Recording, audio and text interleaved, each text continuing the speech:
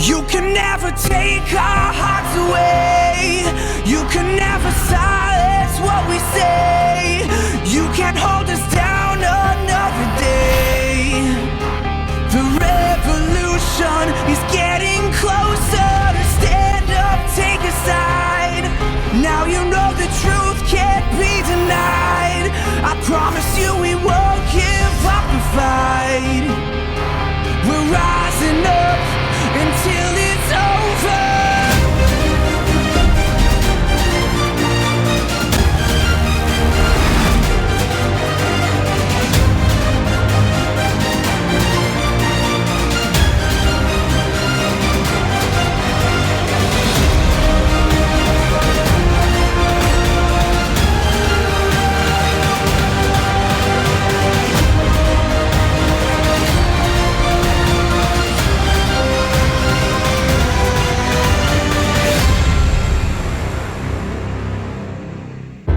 Today's matchup: Sak, Choi-Ho-sun, Terran. Bisu, Kim Tae-kyung, Protoss. StarCraft League Brood War ASL Season 3, Round 8.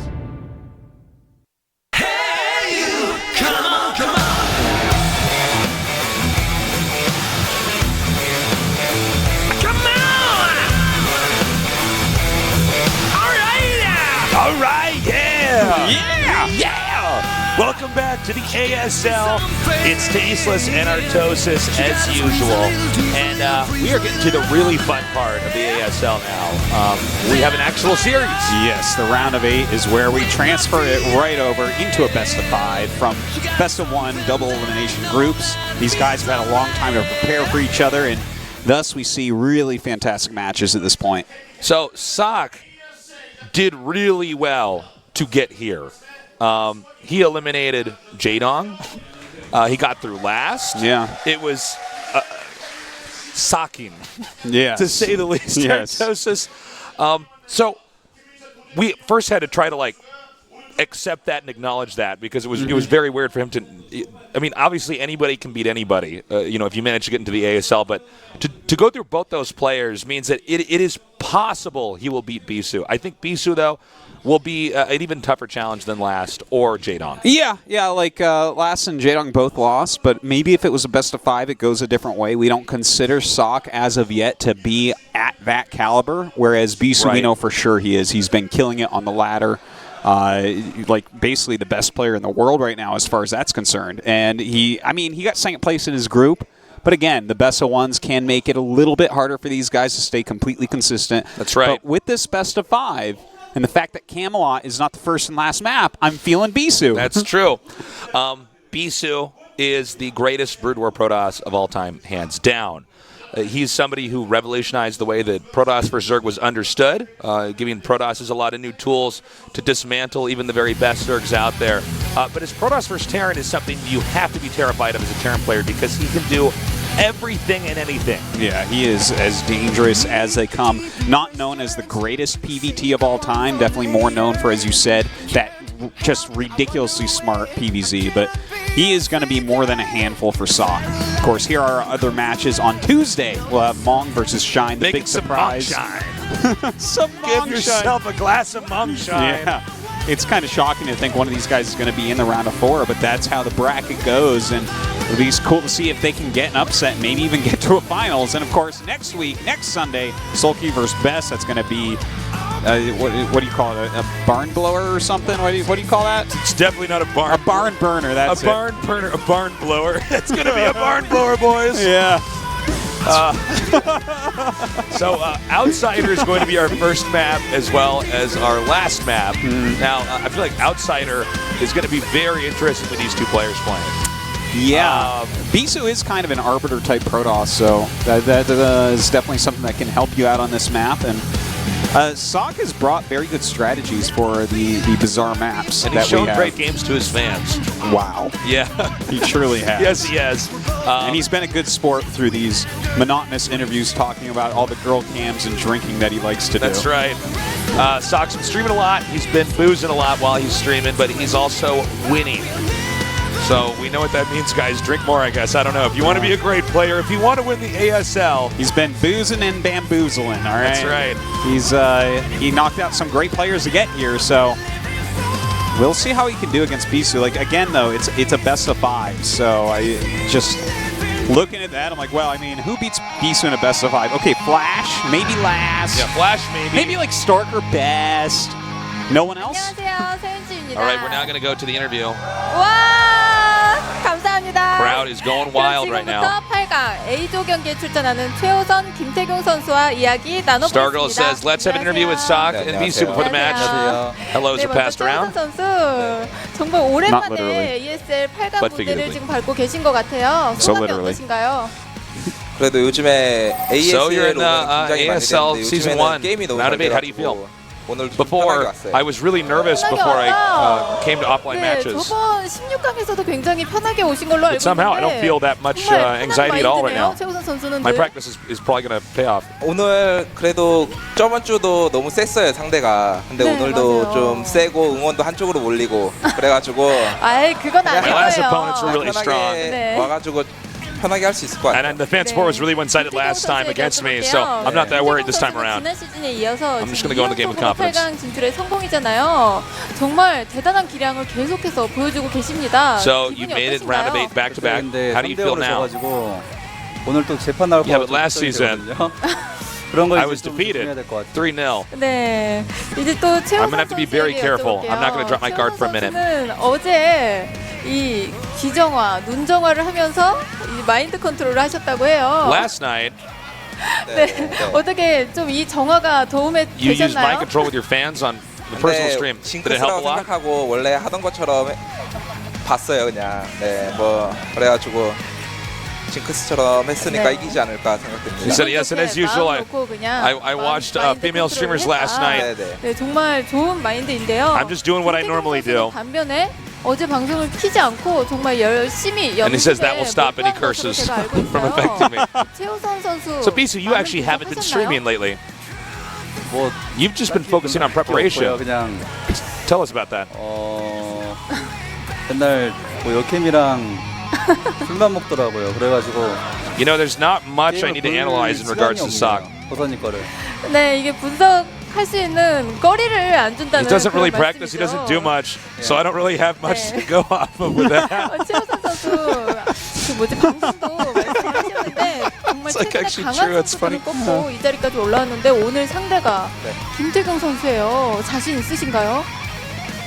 그냥 On your way here, 그래도 you defeated a lot of 시즌이 top-class 제일 players, 친하고 and today you face off 이기기 against Bisu. 미안한데 Are you 이겨야죠. confident? 오, I'm actually good friends with 정말 Bisu, 강한 자신감을 보여주고 있는 최우선 선수입니다. but to make it to the 김태경 semifinals, if I have to 이제 defeat 개인 him, that's what I'm going to do. 방송에서 조추첨식을 보면서 정말 완전 환호를 하셨다고 들었어요. 네, 네. When you were watching the group drawings, 어떻게 된 건가요? 아니, 그건 While you were 아니고, streaming. 네. and you were happy 그냥 about the 뭐 results. 어차피 Any reasons? 만나야 될 것 같았는데 뭔가 만날 느낌이었어요. 근데 Well, 딱 호선이 만나가지고 그냥 I had a feeling that 환호가 I was 아니고 going to be 그냥 facing off 놀랬던 against 거예요. Sock. 만나고 싶었던 건 아닌가요? 네, 그건 아니고 네. 워낙에 It was, 잘하니까 I wasn't 또 screaming 이제 for joy, but more for 호선이가 surprise. Excuse me. 너무 많이 올라온 것 같아요. I just think 야, Sock's actually made it too far in this tournament. 그러면 오늘 세트 스코어 몇 대 몇 정도 예상을 하시나요? Anyways, I'm going to make it to the semifinals. So your predictions overall? 모르겠다. You said it's hard to say. I 방금 just don't know. 자신감하고는 사뭇 다른 모습을 보여주고 계신데요. 옛날이면 뭐 처음 이기면 맞죠. 3대 0으로 Your answer 이긴다고 seems 좀 different from the 생각을 하고 confidence you've shown 있는데 already. 첫 경기 지면 좀 불안할 것 Well, 같아요. before, like I said, when I saw the group drawing, 오늘 I thought it might be 3-0, but 정말 친한 선수인데 오늘 but if I lose the first map, it's going to be very difficult overall. 말씀 해볼까요? 최우선 선수부터 해볼까요? You guys are great players and close 저번 friends. 시즌도 Before we 3대0 start, 떨어지잖아요. 태경이가. any words to say to 이번 시즌도 Bisu? 3대0으로 이겨가지고 네. 3대0 Yes. 만들겠습니다. 네, 오. Bisu got eliminated 3-0 정말 last season. 강한 자신감이 That might 최우선 just happen again 선수입니다. tonight. 김태경 선수. Ooh, I like it. 말씀하셔야죠. Bisu, say something to Sock before we end this. 너무 그때 충격이 심해가지고 근데 네. 그때랑 지금이랑은 좀 제가 다른 것 같아요. Yeah, I was really shocked and saddened last 저의 season. 실력을 보여드릴 But I'm a 수 있도록 different man now. 하겠습니다. 네. I think I'm ready to show my 친구이지만 적으로 만난 100% 두 skill 선수 tonight. 경기에서도 최선을 다하는 모습 기대하겠습니다. 자, 그럼 최우성, 김태경 두 선수의 ASL 전적을 And that's going to do 화면으로 it 확인해 for 보시죠. our interview. All right, guys, we're going to be going into this match shortly. Sock versus Bisu, a Terran versus Protoss.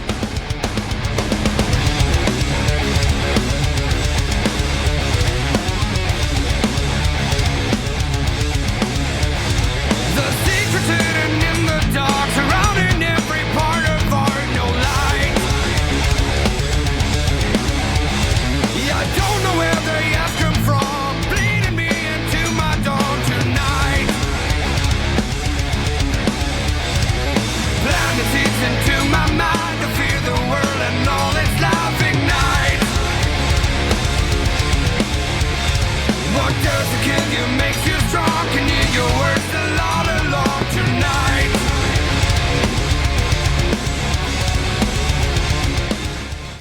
캡틴샷 하고 싶어가지고 안 뽑아도 D4 올 것 같아요. 김성현! 네, 한 방에 찍어 잡았어요. 이것도 있는데, 순식간에 M전이 됐습니다. 역시 막싸움에는 진흙탕 싸움은 역시 최우선이죠. 이제 한점 김경호, 김정우! 죽음의 비조가 좀 됐고 일방향을 다시 펴야 된다고 말씀드렸습니다. 세 군데 공식교전이었어요. 여기는 가두리 최고 치고 집중한 김태우의 전투력이 어디까지인가? 아직도 언제나 언젠가라 생각을 안 해요. 아직도 못 같은 망상에 사로잡혀 있네요. 그는 바로 지금 너의 벽을 부숴버려. 아직도 무엇을 기다리고 있나. 아직도 후회하고 있는 건가. 아직도 꿈을 꾸고 있나. 바로 지금 너의 벽을 부숴버려. All right, we are about to get this started. Again, it's a best of 5. It's very important that the Protoss randomizes the build orders a lot. Terran has to follow somewhat of a rigid path. There's several ways to get to the same place, but they are going to have to mech pretty much no matter what, unless Sock does something completely insane. Yeah, and I do not expect that at all tonight. No, I think it would. If he did do it, I think he's certainly going to lose. By the way, this is the song he's chosen to play, kind of like a walk-in in a boxing match. And I wasn't expecting it. Yeah. It's a good one. Yeah. Definitely his style, I guess, which is kind of a carefree style. Yeah. Tasteless. This guy, a lot of people tease him. He was picked early and whatnot, but here he is. He won his group, and he's in the round of 8. And if he can win one more time, he's seeded for next season into the round of 16. It's pretty crazy. Yeah. Sock has proven he's a very well-rounded. Oh, hold on. There we go. Yeah. Ooh. Hold on, I'm getting my Shazam out. Hold on. man. Get your Shazams out, guys. Everybody get the Shazams out. We got to get the Bisu music on here. Pretty sick. So Bisu, this guy is just a phenomenal player. And there's so many tricks that he could pull off in a PvT. Any Protoss can do it, but the way that he does it is just incredible. Did we not get the song, by the way? No result. Try again. It's on the screen, but I don't want to type it. Got it. Took a photo of it. So, the Protoss wants to go for, obviously, massing up, expanding a lot. The Protoss's role in this matchup seems a little bit more like the way you would expect the Zerg to play. The Protoss's army is weaker. Its units overall a little bit cheaper, a little bit quicker. And you want to continue to grow and tech up. The Terran in the late game, assuming he gets maxed out, and most Terrans will be able to get maxed out. Yeah. In a game, as long as nothing crazy happens. If nothing crazy happens, the Terran will max. It's what he Absolutely. does with that in the little holes that Protoss can abuse. Can he slow the max down? Can he slow down the Terrans if there's a trade-off, like less upgrades or a slower max? Can when Terran is reaching that max and getting ready to move out, can there be a big recall or something like that? Can he slow down the army enough so that he can go into carriers? These are a lot of the ways that a Protoss player has to look at it against a Terran. That's absolutely right. Now, what exactly is Bisu going to open with on this map specifically? That's a really, really, really difficult thing to predict. So Sock's going to have to be ready for anything. Bisu is going to be a very tough opponent, but if he's beaten all these other players so far, he could certainly do it here again tonight. Anyways, this is game number 1, Sock versus Bisu in the ASL.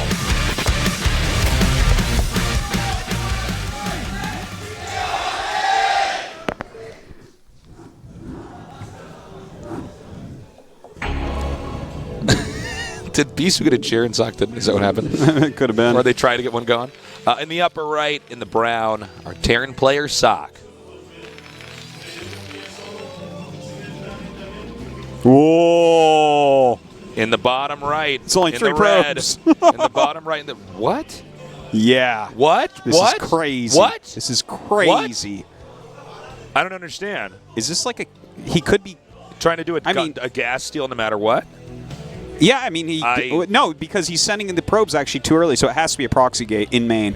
It's an in-main proxy gate, 100%. Like, it's just like it's sending at 5 probes, sending out 2 probes at once. I'm trying to like remember ever seeing this, and I have been cheesed in every damn way, but I don't think I've ever seen this. I don't even know, Ted. What? No, what he wants to do? You peek at the minerals and see if any have taken. Yeah, so because you have the same vision with probes and SCVs. Okay, so I don't know, guys. Let's see how this works. Now, the thing is, on a 3-player map, it's okay. I'm sorry. I'm actually like this is a hard time process. So there's several things to say. You can always build gateways in somebody's main, right? But Bisu, I believe, only has 3 probes. We'll check again in a minute. Well, he'll have more by now, but he sent 2 probes at 5. Right, 2 probes at 5. So 5 minus 2 equals 3. But to do it on a 3-player map is crazy. The only thing that we've ever seen that's kind of like this would be oh my God, he spotted it. There's no way. There's no way. What? Did he actually? Did he actually see it? I don't think so. Oh, did he not see it for real? No, I don't think so, because you immediately would send your SCVs over. And your barracks wouldn't be down there. It'd be near your command center. Yeah. So. Now, the fact that the probe came from that angle is the immediate tell. Yeah, and he did that on purpose, bringing that up. Now, the SCVs coming in this late, like, I don't think that he's actually going to be able to stop this with these SCVs. And pylons have too much health to actually, like, surround and kill off like this. Yeah, and it's easy for them to keep remaking pylons with the zealots coming out. So you have to go for the gateways. Oh, man. Now he just starts a zealot here, right? And then if this is about to fall, it's fine because he has 2 more gates coming up. Like, you don't really have the damage output. This is kind of crazy. Maybe, like, No, I mean, the SCV couldn't have seen it, right? Because then he would have sent the SCVs earlier. You're exactly right. It's when the probe came in. Yeah. Okay, he got one SCV. Keep in mind the probe is cool. actually has an advantage of 2 players control perfectly versus an SCV, despite the fact the SCV has more HP. So I believe this is going to be the gateway where the Zealot will actually come out. Now, in case you're wondering, it seems like the Terran is slowly dismantling this. The problem is Terran's not mining, and Protoss is making probes through this. That is very, very true. There is going to be... Oh, he needs the Zealot actually to pop out. Oh, my God. Now, by the way, you can make SCVs attack slightly faster by spam right-clicking. Yeah. When they're attacking structures. So that's why the SCV animation looks funny. Yeah, the attack animation actually takes longer than the attack itself. Yeah. But yeah, the probe has a kill, but now there's 3 gateways going down. Now, he actually lost a hell of a lot of minerals with the SCVs attacking. Oh, Zealot's out. Oh, okay. Well, maybe he can kill something with this. There's a lot of SCVs already out, though. Okay, so he's hitting this. Whoa! He's got to get this Marine away. He has to get this, keep this from dying. And this means the Zealots are going to keep streaming out. Yeah. This actually might be able to take out Sock. This is one of the hardest things for Terran to try to control. Oh, my God. He blocked his own. Oh, my God. Ooh. This is so sick. Yeah, but now there's going to be another Zealot. Oh, my God. It had 3 health when he left. Okay, he's going to finish it. Yeah, he'll finish it off. Imagine if another Zealot popped out right before. I'm like, wow. Wow. Wow. That's going to be haunting you. Yeah. So, if the Terran doesn't respond to that right away, it can snowball and the other player can just win.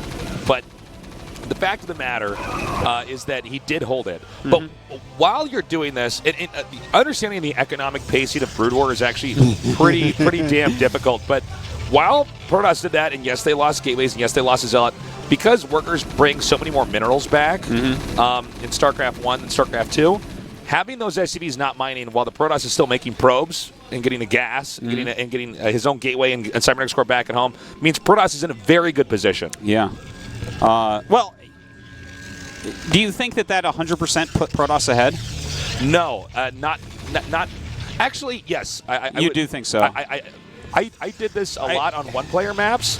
Although I will say, well, sending out 2 probes at 5, though, I'm like, that's ugh. yeah. You're beating me to it. That's the big question that I don't know, and I'm wondering how comfortable Bisu is with it. But keep in mind he's hiding the what is it called? A Citadel of Adun, not a Twilight Council. Yeah. Citadel of Adun. So he's going to hop a DT through, basically, is what we're going to see here. And this is one of the most technical games we've ever had to cast, by the way, already. Yeah, it's pretty crazy, and it's actually pretty hard to figure out exactly who's ahead, because I think I actually disagree with you. I don't think that killing one SCV, losing the 3 gates, like, you did cost a lot of mining time, but as long as Sock is prepared to bring this into a longer game, I think he's completely comfortable and fine. But I do like this DT rush, because you can just pop it over the minerals. You're really not expecting this coming from the main base, especially when you walled. You always feel so safe when you wall in. Yeah. So he actually used a trick where he made a pylon and pushed that probe through the mineral patches to get on the other side in the upper left. And what he can do, there is a trick, and it's very hard to pull off, but if you can actually get a DT in a corner of a mineral patch, you can do it with any unit, but in this case it's going to be a DT. Then you right-click the probe to mine where the DT is standing. And then you tell the probe to stop mining, grab the DT, and spam through the minerals. Yeah. And then you have a DT rush. But it seems like Sock's actually already prepared for this idea, because he has a Marine at each mineral patch. Yeah, I think he's looking for a probe to pop through and, try to scout him. Like, maybe just scout that out. But it's not to just stop DTs. It's actually just to stop the scouting probe, but the same idea can stop it. To stop the DTs, he does have 2 vultures. But look, this is why Bisu is kind of trying to poke a little bit. He does not want... Okay, here we go. He needs to pop it really... Oh, wow. It's trapped over there. That's, like, really bad. Now he needs to make 3 DTs out of that, have them, 2 of them turn into a Dark Archon to pop the other one over. That's what he needs to do, Tasteless. That's the only way. That's brutal. With the Dragoons coming up here and this drop headed southbound, with mines in it. Yeah, I think this might actually kill Bisu and Sock in one of the most immaculate holds in Bird War here. Now, see, Sock's doing the same abusive thing. He's dropping his vultures way far out. Oh, my God, the barracks is up. Hilarious. Why is this happening? This is hilarious. Oh, my God, but the vultures are going to come down. Yeah. Planting mines. Like, every probe should end up dying, but so should all the SCVs. Oh, we're in a crazy spot right now. There's 0 detection. 0. Yeah. That DT is going to wreak havoc. He can get spider mines, though. Oh, my God. Okay. Oh, my God. I can't believe he actually pulled that off. That was actually fine. 1 DT will just kill you if you don't have detection. Well, now, he'll be popping out vultures and trying to lay offensive mines here. Look at this. Oh, my God. This is so crazy. I cannot even believe what we're watching. This is one of the most insane PvTs we will possibly ever cast. This game has already gotten out of control. You just... So the way to actually deal with something like this is really hard. If you can mine off a slight area, then you can do things like turret push in or float your command center away. It gets pretty hard to actually do anything, though. Oh, my God. So many SCVs have been killed off. Jeez. He's actually trying to pump out a science vessel. I don't know if he has the minerals. Yeah, he just doesn't really have anything here, and he did not do enough damage with his vulture drop. This is very, very Bisu right now, this game. In case you're wondering, it takes a second or two, maybe like two-thirds of a second or something for the mine to plant. But the DT can run up and swipe it and then get back before it burrows down. So he did take that one out, and that means that whatever minerals he has left over. Well, hold on. He's actually got mining from down here, so this is not the end of the line. Yeah, he's not 100% dead at this moment. But let's not forget, like, for instance, he's mining 0 gas right now. That's definitely an important thing to keep in mind. He went up to Science Vessel Tech, yet I do believe he doesn't have the gas to make a Science Vessel, which is so hilarious. That is such a good point. Yeah, there's no gas down there. Oh, okay, it's actually blinking, so I guess he just barely probably has enough here. So he's slowly trying to lay these mines over here. Now, what he's doing from this is he's going to go for a DT drop, because that way he can put DTs down and the vultures come up, he picks them up and runs back, because there's no turrets right now. Yeah, it's all about this Science Vessel being in the right position. Now, the Vulture's going across the map, and he still has a dropship, so these Vultures can get some serious work done still. And let's also point out as well is that Protoss is still on 1 base, and Terran is actually on 2. So this can become problematic later on. Yeah, the SCV count is not super duper high, though. And this DT drop is going to be hard to really do things against. Look at this. Beautiful drags right here. Yeah. Oh, my God. Beautiful drags. And now he's just going to try to target down any SOP and SCVs, then pick up and move around. Vultures are going to come in here again.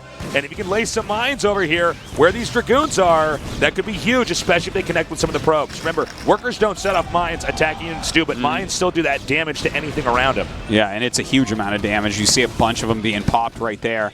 And a DT into that mineral-only base of Terran. Looks like Bisu's still holding on plenty well. And if he could just split his DTs a little bit better. The only detection is this one Science Vessel. Yeah. And Terran normally never get a Science Vessel this early. No. This is completely in a response to like what he went for dropship and then he saw DTs. He's like, well, I guess we'll just try to get a vessel. Now the Wraith is trying to hunt the shuttle. It looks like he's going to manage to get in range of it. Can Dragoons get underneath this in time? Because losing the shuttle would be a big blow to Bisu right now. Yeah, he's actually missing a couple shots there. Ooh. Oh my God! And the Wraith gets back.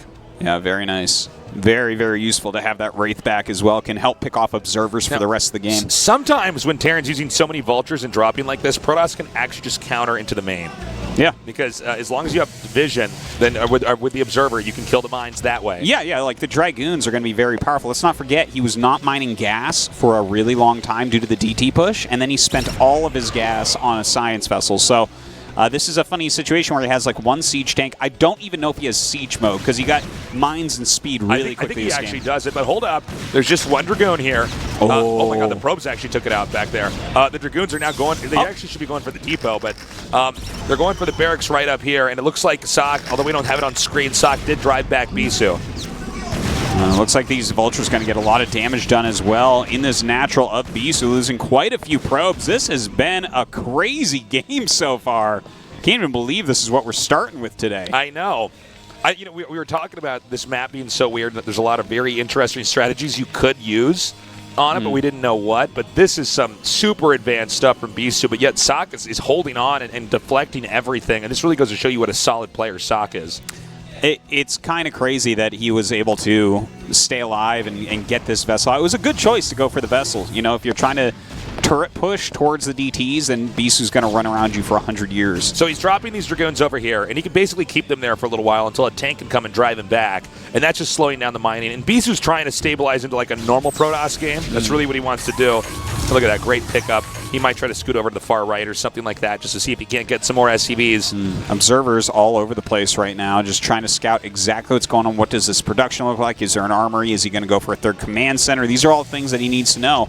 Now a double dropship coming out. The Observer sees it. So will Bisu be prepared against it? Yeah, it's going to be a pretty scrappy game here for both these guys at this point in time. And he's immediately going for a Stargate. He may go for carriers. Carriers are really good here, man. Since Terran has not comfortably taken the base at the bottom of his ramp, carriers can basically harass any other base Terran has. Yeah, well, carriers here, you just can't chase them with Goliaths, right? Which makes it really, really difficult. But yeah, it's just this is like a pretty low economy zone. You can go two-base carrier for sure. We'll see if that's what he goes for. He already has the Templar tech, so if he goes Arbiter, I wouldn't be too surprised. Okay, he's coming in here, dropping these this one tank down here, along with these Vultures, and this is a pretty good sweet spot right over here, and these mines are going to be connecting very, very well. If he takes out these Dragoons, lays a good minefield, maybe gets us up in siege mode. Notice how he's picking up the tank and dropping it, picking it up and dropping it, and now he's going to try to escape over here in this kind of clunky, clogged up area the Dragoons cannot quite get over to. Ooh, even sieging up that siege tank. He's going to click on some probes here. Boom. Yeah, very nice shot right there. Getting even more of them. Still a pretty solid amount of probes in the main base here for Bisu. Really good hold by Bisu. Actually took out everything. That was not easy to prioritize. Turns out Sok was a bit too greedy there. You definitely do not. It's not worth getting those extra probes to lose both of your dropships at this point. Okay, he's actually going to go for a two-base Arbiter rush. Yeah, I'm not too surprised that this is going to be the case from him as well. It's just like Bisu not really known for carriers as much. He's much more of an Arbiter type of guy, and I think the Arbiter tech is going to be a little bit more solid at this point in the game. Like, to try, after how weird this has been with the low economy type play, to go into carriers is is a really tough one. They are very mineral intensive. Meanwhile, a lot of drops coming in over here with these Dragoons. He knows that there's just a little bit of tanks over here, so if he could just gun these down, then these Dragoons can kite these SCVs for a long time. In fact, he could just go on the other side. He doesn't even have to fight them. Doing a very good job with that harassment so far. Bisu taking a mineral base during all of this as well. The SCV's having to be pulled back. He has to send more units down while making these turrets. Now, we saw a Nexus being taken in the lower left side of the map, and that may be a response to the fact that the dropships were gunned down. So even if Terran makes dropships again, it's going to be a little bit before they can partake in this game. Well, the tank sieging off will push everything back for the time being. Bisu going to roam the map now, clean up any mines that he can around. Ooh, the dropship just barely getting by right there. Well, that was actually very well done. He's going to have to get these shuttles over here and then try to combat this one drop that's happening over here. In fact, he's going to see this right now and realize that he can try to do some damage before his opponent can get over there. And probes are already en route. Oh, my God. Don't drop anything. Please tell me you saw that. Okay, he's dropping the Dragoons here to try to soak up the mines. I got to say, these guys are making a great match. Yeah, they really are. It's such a down and dirty game. I love games like this. By the way, I do want to point out how completely weird this map is. And this is one of the things that I do love about these Brood War Pro matches is you just don't see maps like this. Yeah. In almost any RTS ever. And the fact that this map is so weird allows us to have a game that looks this crazy. Yeah, and it certainly does look crazy. I mean, this map definitely has its flaws, but this game is not one of them. No. A lot of damage being done to these probes right now. Great micro from Sock. This map was made so that this game could happen. I know. This is actually this is what this whole map was here for, was so that we could have a game like this. Now, Protoss is starting to get pretty stable. Once he can just drive back those vultures, maybe put a Dragoon or two on the other side there, he's going to be mining off of 3 bases. But when you look at it right now, Terran is, at least was mining more efficiently until those Dragoons interrupted that. Yeah, this is getting to be a pretty strong economy overall from Sock. He's kind of recovering in all ways and going to be able to get his 4th base up pretty soon. But Bisu's going to be pretty scary, to be honest, with the oh my God, why can't I say Arbiter right now? The Arbiter coming out. And it's like, well, if you, like, let's say you move to your gas base as Sock, right? You start to gather your army for an attack. This is where the Arbiter gets really strong, because if you recall in one of those side bases, the amount of time it takes to get back there is insane. But that being said, Artos is very nicely done. That being said, Artos, he did get a science vessel right away. Yeah. So the Arbiter is way less of a threat than it would normally be. Normal 2-base Arbiter techs are scary because the Terran has to rely on scans. But his second gas is so late. Oh, okay, yeah, I understand what you're saying about the scans. I thought you were talking about EMP, because I'm like, oh, I don't think he has EMP quite yet. No. Like, he doesn't even have an upgrade yet. He needs to get 2 forges down. There's a lot of things before EMP that he has to buy. No. For sure, in that sense, you're right. I was just saying that the fact that there's at least a science vessel that's here, unless he's going to stasis that, he basically is just fighting a Protoss army. So as far as an actual fight in the middle, he's just fine. Okay, we cool. We cool, bro. We cool. We all fam. But this game is lit. This game is lit, yo. I got to say, I'm curious when Bisu's going to try to take the left side of the map, and I know that's something that Sock is concerned about as well. If you can take that left main and get a gas there, you're in really good shape. Well, this is why Sock has been doing such a good job of laying these mines. Look at the left-hand side of the map with those mines. That is so good against Bisu. Artos, I cannot believe he's making a Nexus on that side of the map. The far right. Oh, yeah. Terran's going to mine that out and just put a tank there, and that's going to die. Well, he does have the Arbiter. I don't know. We'll see what he gets done with that. Yeah. Dropship coming down right now. Ooh, Bisu walking over here to clear out this side of the map. He does need to get rid of all the mines and vultures if he wants to expand on that side. Okay, a good drop over here. Just keeping the Terran honest. I'm surprised there's no Dragoons with that. So some vultures will come up here and probably try to take care of that. He's just trying to keep the Terran. Oh my God! He's going to almost get that command center. He needed to pick that up a little bit quicker. SCV's scrambling over here to repair, but this means these Zealots are going to do a lot of damage. Too bad you can't defense matrix a command center. Right. Again, though, the drops over here. Oh, man, this game has been so good. Yeah, it is a really crazy one right now. And these Zealots still getting a lot of damage done. You're seeing kind of the problems of trying to move your army around as a Terran player up and down these ramps against the harass. Yeah, and that's something you always have to factor in Brood War. Okay, hold up. We got a Dragoon dropping over here. He's going to get right by that, and that will take out everything. Very nice mind drag, helping clear that out. You know, one thing I do want to point out, probably should have mentioned in the beginning. Sure. This is one of the headaches for Protoss playing against Terran on a map like this or any type of island map, is that what you can carry in a dropship and what you can carry in a shuttle are not similar. The Protoss is way behind in that regard. That's really the true. The stuff that's in a dropship always, in every case, can beat the stuff in the shuttle. Like, dropping the Dragoons and Zealots is not that great compared to like dropping Vultures and Siege Tanks. Okay, here's a recall. It's only 2 Dragoons in a shuttle, which is just like hilarious. So 2 Dragoons versus 2 Siege Tanks, like what? So the fact that he recalled this over here means, you know, I almost don't know about this recall, to be honest. Okay, now that's great. He got the science vessel. Well, I think just putting any pressure here, forcing the army back some, is pretty neat, but what is his escape plan with these units? I guess killing off a command center is quite good. If he can just trade with units, it's all right. But it looks like Sock is just going to give up this area altogether and start moving out. Okay, Terran's pushing. I'm not clear on where the upgrades are. The upgrades are, it's like 1-0 against 0-0-0 from Bisu. Oh, he's got +1 now. +1. Okay. A lot of times Protoss just get one forge and upgrade all the way to the attack and then all the way to the armor because they're much more focused on trying to get a lot of units. Their upgrades do not scale well at all. Like against mech, it's like attack is really what you're looking for, as if the +1 Dragoon armor is going to help against 20 siege tanks in siege mode. Like what? So he's this push is the climax so far here. At this point in time, if Terran can box in Protoss and wipe out this base in the bottom left, Terran's in very good shape. And it looks like Bisu's going to give up this base. Yeah, it's a good call. He cannot break that at the moment. He's got a good clump of units that are kind of threatening the main base of Sock, but he's got that all turtle up really, really well. So that means that Bisu just has to deal with this army with what he has. Now, he does have 2 Arbiters, so he can recall the rest of the units. That's true as well. Yeah, and of course, if he has Stasis up, he can, you know, stasis some of these tanks, maybe clear it out. But he needs to crush this push if he's going to win this game. Now, this push is kind of stuck down here. So this is a little bit scary right now for Terran, because Terran ideally wants to merge the rest of his mech army with what else he's produced. Here we go. The Bisu's starting to run in a little bit here. Ooh, that Mind Drag dealing a little bit of damage to that army. Good amount of siege tanks, but Sock has to be careful. If he loses that group of units, then Bisu starts feeling pretty good about his position. Yeah, keep in mind there's 2 shuttles, which is actually very scary for siege tanks when they're clumped up like that. It's a big difference compared to just having 1 shuttle.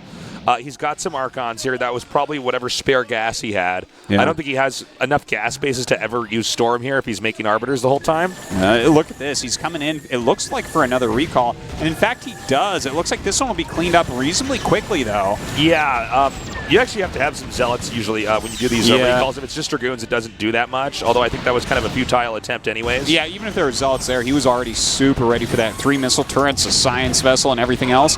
Here he goes, an attack now into the actual push. Has some Archons up front. The Zealot spread is good as well. Nice stasis there on the back of the tanks, and he's going to clean this up entirely, and that was the majority of the tanks that were being made that game. Yeah. In fact, I don't know what this science vessel is doing here, but it's going to get out immediately. He's detecting. He's trying to see how much he's really losing in that fight. Yeah. Quite a lot. And that is a big chunk of units that actually go down for Sock. So a little bit rough. Not the greatest recall on the other side. But that recall group, was that actually just the set of units he had used already in the other recall? I think that's what that was. Yes, you're right. That is true. Okay, so that set of units was already trapped. So, like, while it didn't do that well, like, that set of units was doing 0 anyways, or close to it. Okay, Sock's got a big problem, because Sock doesn't have any other easy expansions to take. Bisu, if he can get 1 more Nexus up and just keep Sock under control, he's going to be in really good shape this game. So the Zealots and the Archons obviously immediately wipe out the remaining tanks, and this means Sock is now contained, effectively. Even though he's got some units on the map, it's really... Sock's scared to move around. Yeah, it's kind of funny because he's already mined out a mineral base. He's got another mineral base, and of course his main and that gas natural. But the big problem that I see is that he's gotten a total of 2 gas bases this game. You really need that 3rd one as Terran trying to get these upgrades and tanks. Okay, here's a serious recall now. That's Zealots, Archons, Dragoons coming out now. And with just tanks here and no Vultures, these Zealots are going to completely destroy this location. And I think this may be the beginning of the end here for Sock, but we still need to see Bisu expand a little bit more. Bisu can't sustain on just the bases he has, especially if these Vultures actually get down here and deny the mining. Yeah, that was a great recall. A lot of units heading back right now, but these Vultures, oh my god, killing a ton of probes. Zealot's going to be shredded as they go up that ramp.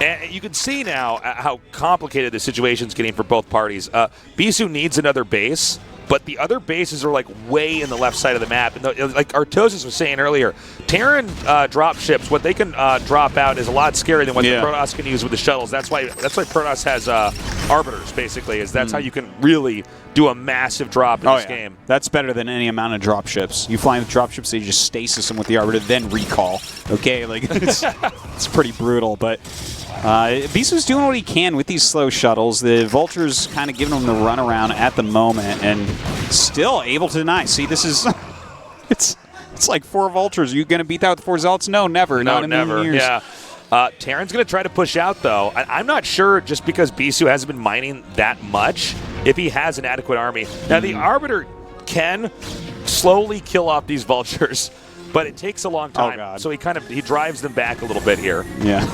Now, the Arbiter can kill Vultures. It's like a... It's like, I don't know. It's a statement rarely uttered, if ever. But it's technically true. It is. If you hold position, that Vulture will die eventually.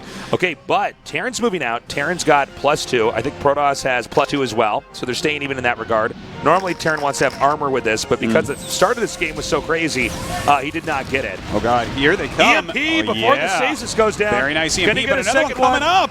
Oh. There it is. Yeah, that was pretty good overall. Actually, but he doesn't have enough Zealots here. The Siege Tank's going to just chew through but all he's these dropping Dragoons. on top with these Zealots, and that is actually what's going to allow him to win that fight. That was sick. Dropping all those Zealots. Some Zealots coming from the top as well. I didn't see those ones in there.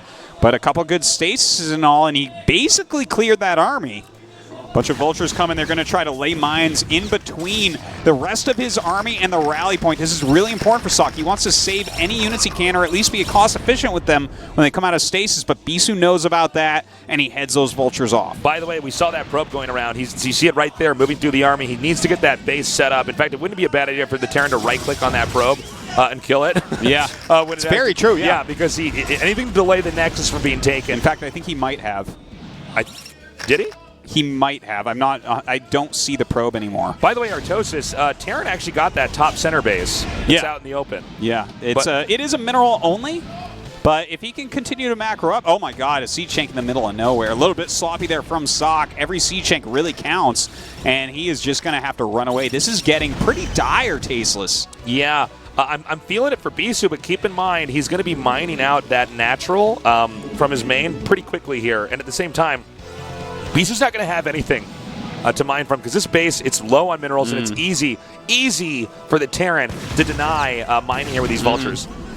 Yeah, you were questioning why he took that before, and it is definitely dealing a lot of damage to him at this point that he's not able to keep that up whatsoever. He's taking another Nexus, another mineral-only base, that is, of course. I'd love to see him take that bottom left, even though it is kind of a droppable location.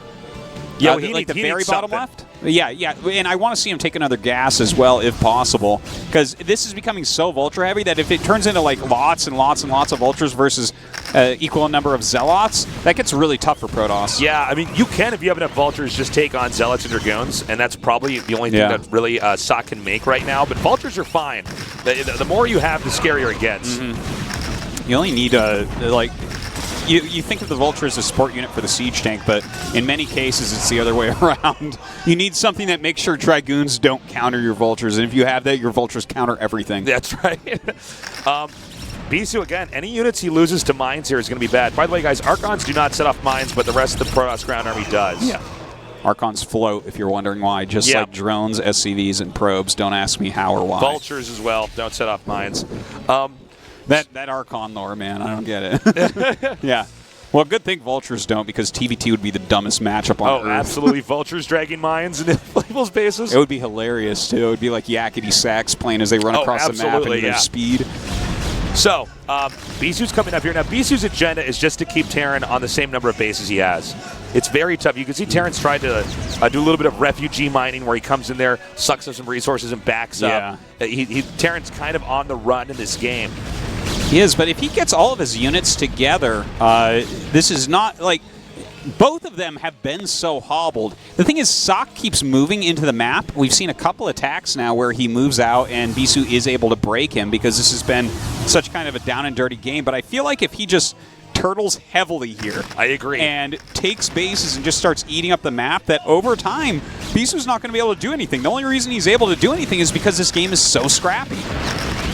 We see the Protoss trying to edge out here. Now, this is where Terran has to hold its ground. Terran has to keep that base that's just north of where our screen is and keep that secure. Protoss is mining from that the mineral base that's kind of mirrors what this base is, but you can see it's only 5 mineral patches. Not so much. This one not able to mine at all. Yeah, I think he just gave up on it. Yeah, I think it's probably a good thing to do. Like, are you going to keep wasting probes all game? Exactly. I mean, if you have to lose like 4 probes or even more every time. Okay, there's a stasis. Bisu is going for the bust. Oh my God! Can these dropships actually get out everything? Oh my! EMP, and then it's taken out. I don't know if Protoss can actually get in here. Oh my God, he's going to back up.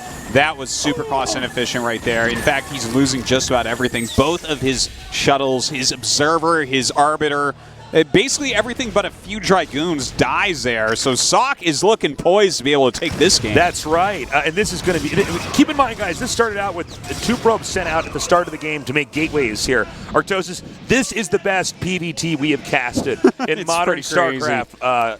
StarCraft 1. This is such an insane game, but it's not done yet. Notice that Sock's being really, really cautious. He knows if he overextends and dies to a bunch of cloaked Protoss units, the game's over for him.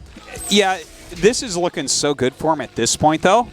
Just like Vultures, when you get to very low unit counts, Vultures are so crazy. You need to have a lot of units as Protoss to kind of head off the Vultures from doing what they want. But look at this. You don't have enough. The Vultures just run in. They're like, okay, we'll kill everything here. Like, even if you have a couple Dragoons pop out, doesn't matter. These Vultures can take them on. Yeah, he's controlling so well. And at this point in time, I'm assuming all the gas geysers are depleted.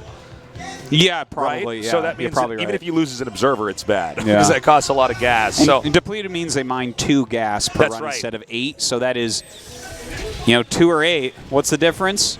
It's a lot, Tasteless. It's a lot, Artosis. We see a push coming down here. It's headed southbound, and I just don't know if Protoss has any strength within his army. And this, I think, is going to get run over, and I think Sock is going to win Game 1 in an absolutely delightful PvT. Yes. Delightful is a good word for it. Has been a fantastic game, but Bisu is just not able to scrape anything together any longer. Sock going to march in here. And a well-played game, Tasteless, especially after that DT was in his base and he had no detection. That is always the scariest thing there is. He's going to try to come in here. He's using a few drops, but I think there's just too many tanks and too many Goliaths here. And there's nothing that really Terran can do to try to take this out. More Vultures reinforce in here. GG. Wow. Crazy game. And the thing is, you got to look back to, there's like 3 important things to point out. One was sending out 2 probes on 5 for proxy gates that killed one SCV. Yeah.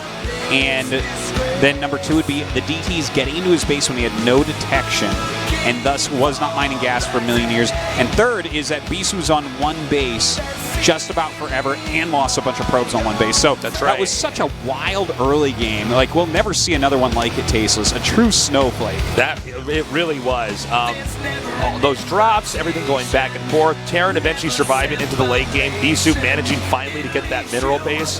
However, he was not able to full-on engage the Terran. I think the game could have gone on for longer had Bisu not attacked in there, but I think he didn't want to play a game in a position that's that difficult, because it's very tough for the Protoss to win from there. That was such a difficult position, but Bisu broke a lot of pushes. He did a good job. It's hard to play around with your shuttles and stuff on that map, especially that harassment of the Vultures. Right. Oh my God. Crazy stuff, man. We are going to be going to a short break. We come back, game number 2, Sock versus Bisu.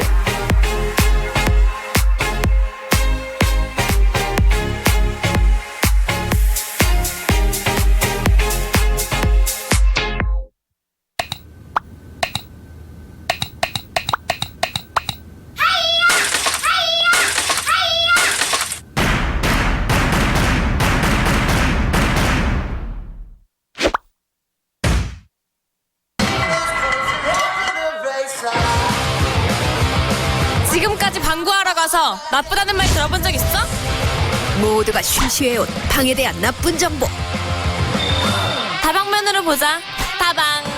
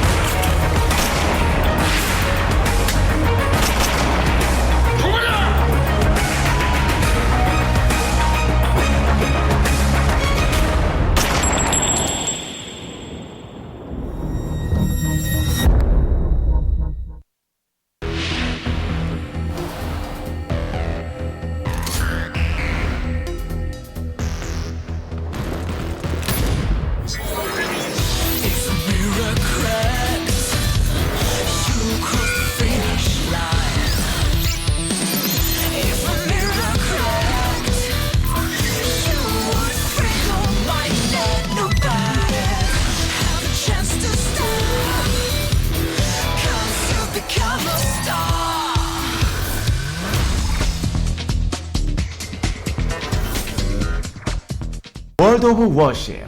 야, 쟤 잠수함이냐? 쾌속선. 커와이네. 이렇게 못 맞추네. 씨. 고티어 베타멜 민폐입니다. 누구시죠? 저희 죄송한데 혹시 운영자님이십니까? 나의 꿈과 희망을 실어서 간다. 어레 김연봉. 고쳐 블라. 야, 뭐야, 블랙홀이냐? 은신.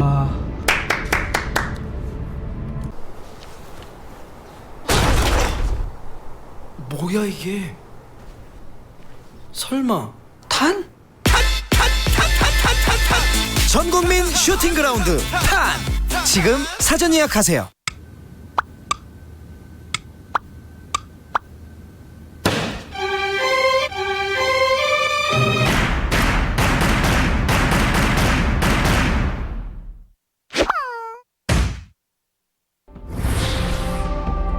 빛의 힘을 보여드리죠.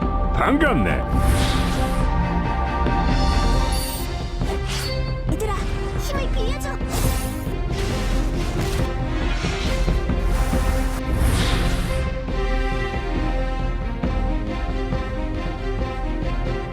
누구도 나를 막을 순 없어.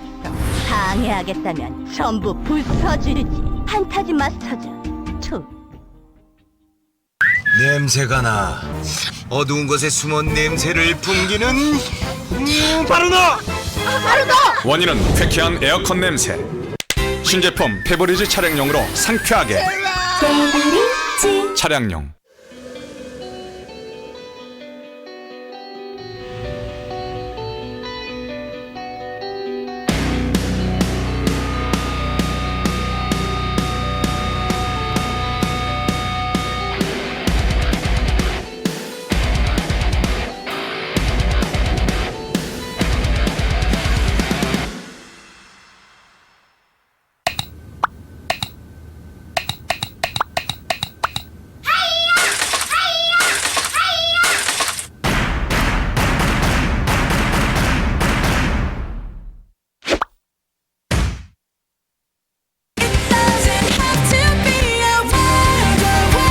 Welcome back to the ASL. We just saw a crazy good PVT. Yeah. It's going to be hard to top, but I think these guys can do it. If you just now tuned in, you need to go check that VOD out later, because that was really cool. It started out with Proxy Gates in the main, but he sent 2 probes out because it's a 3-player map. Yeah. That's one of the reasons why we were really caught off guard back there. It was held by Sock. Sock countering with drops, forcing Bisu on one base for a while. Bisu eventually getting out, getting Arbiters, having Sock contained. But Sock eventually pushes out, manages to get this mineral-only base that's pretty sparse on resources.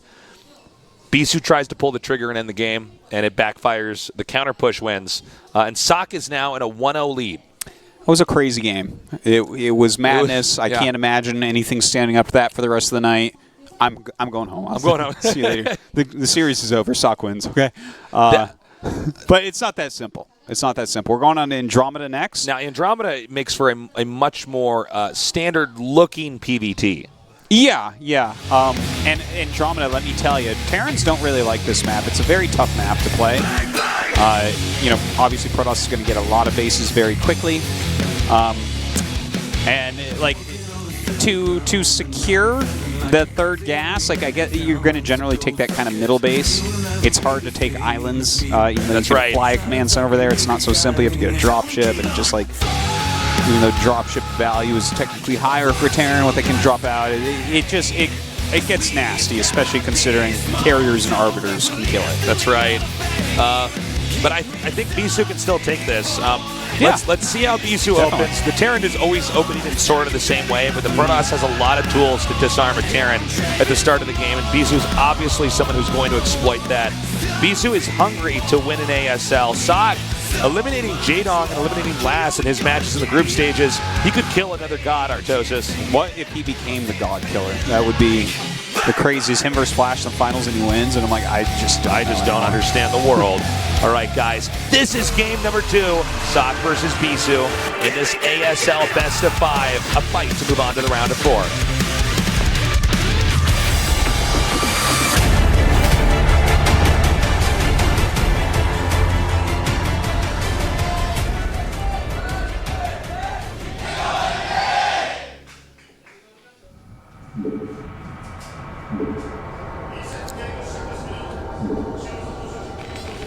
In the bottom left, in the orange, Sock. In the upper left, in the red, Bisu. Wouldn't it be the funniest thing if on 6 probes he sends out 3 probes? I'm like, whoa, you didn't practice at all for this. Oh, it's so sad. So, Bisu, everyone wants to see you do well, man. We all want you to win ASL. Come on.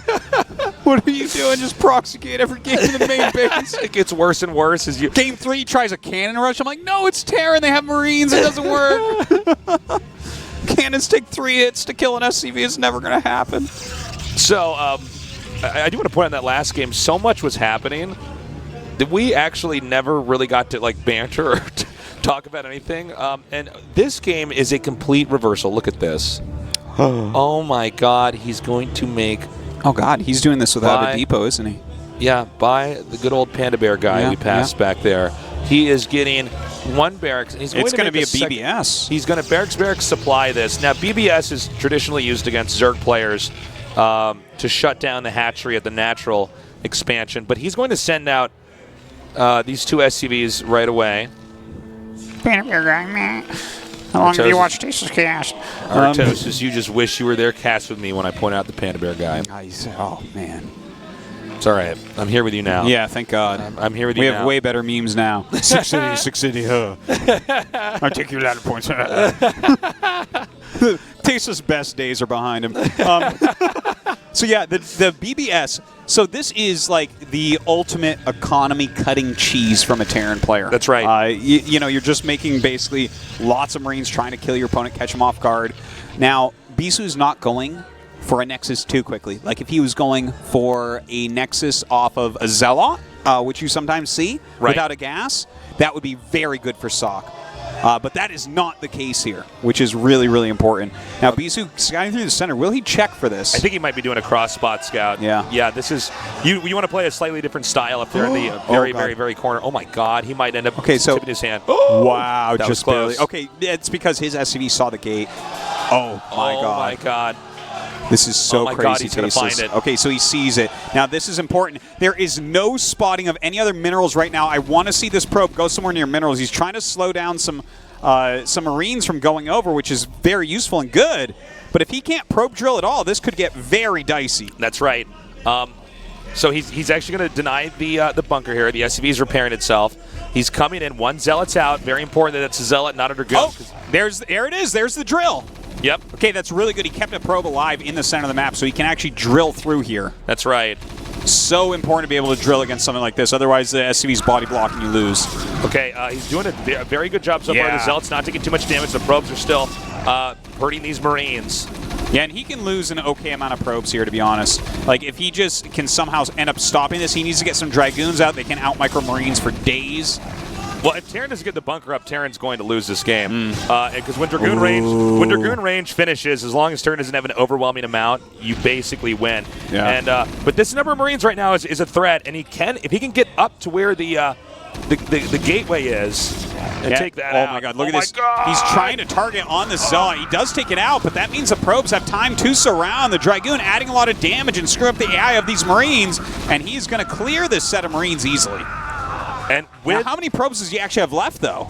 I think he's got a deep. We'll have to check in a second. I think he probably has like 8, 9 probes, and then for SCV's mining, I think there's only 4 or 5 at home right now. To be honest, even if he only has like 3 probes, you're still kind of okay. Now the SCVs are coming up here, and they're gonna. It takes Dragoons a little while to kill an SCV, and that means the Marines get a few more pot shots off. Yeah. Good body blocking with the SCVs as well. Look at this guy. Done. Okay, he's taking that out. Just 1 SCV remaining, but he's in range of the gateway. He's in range of the gate, and I think it's actually that might be the only probes that he has. He has a few more mining. I can see on the mini map. It looks like. Oh no, you're right. I'm sorry. But you don't want to spend like every single one. Okay, so he has like 4 or 5 probes left, but the Dragoons kill everything at this point. The critical mass of Marines is basically gone. So the Dragoons, especially since range is on the way, it's like the Marines just can't kill him. So I like this move by Sock. He's actually hiding 2 Marines. He has to get very tricky here. Yeah, he wants to try to sandwich that when he has his Marines run up the ramp. But the problem now is that Terran has 2 barracks in the middle of the map that don't help him. He was making Marines. He hasn't even built a refinery on top of his gas. Yeah, he's rallying some Marines back, so maybe he can like make a bunker or something. Now this move is great. If there's no this unit is so making, meta. This is so meta. So he knows that the Protoss wants to do a counterattack, but if he brings 2 Marines up here, he could start killing even more probes, while the Terran is trying to just pull together a recovery. But really good reaction there. He gets a surround. GG. Bisu wins game number 2. My God, this is an exciting series. Very cheesy from both sides. Both these guys getting it mixed up very quickly. Good micro by Bisu. Good scout by Bisu as well. Feeling that out. Finding the Raxus in the center. Keeping the probe alive. He slowed down a Marine. He did some damage to a Marine. Kept the probe alive so he could do that drill. If Sock had killed that center probe, this might have all turned out differently. Well, I guess he could go to the high ground above the natural and use that as a drill as well, but still, it's like this was a crazy one. A lot of that came down to just the control of the 2 players, and it's really scary when you have that many Marines coming at you, because if the Terran just controls better, like if they're both controlling at a perfect amount, the Marines can beat the Zealot, but it's very hard for the Terran to do. He lost a lot of probes, but he managed to recuperate.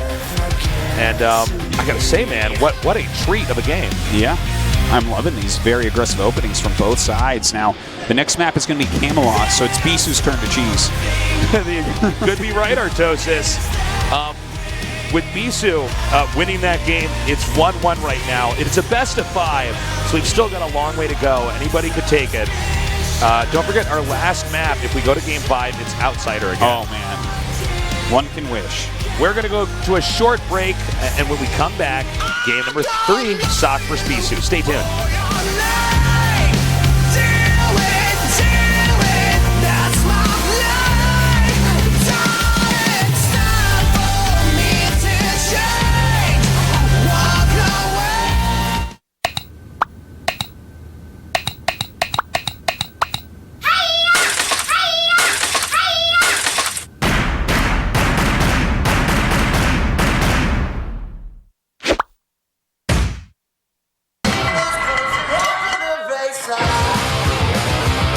지금까지 방구하러 가서 나쁘다는 말 들어본 적 있어?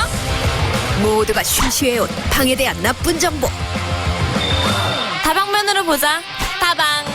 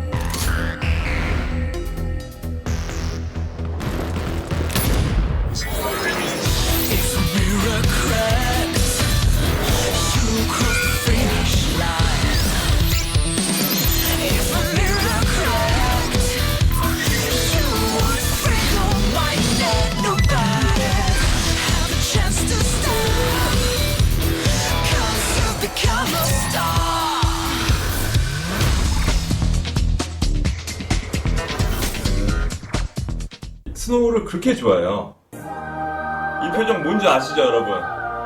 야동 다 보고 현자 타임 왔을 때 일본 친구들하고 사진 찍을 때 엄청 찍었어요, 사진. 마이카 아리가또 극혐이야. 아리카와이. 제 방송에 남자밖에 고추밭인가요? 아니야. 친구를 만들 수 있다는 바로 민성학 개론. 뭐야 이게? 설마 탄? 전국민 슈팅 그라운드 탄! 지금 사전 예약하세요.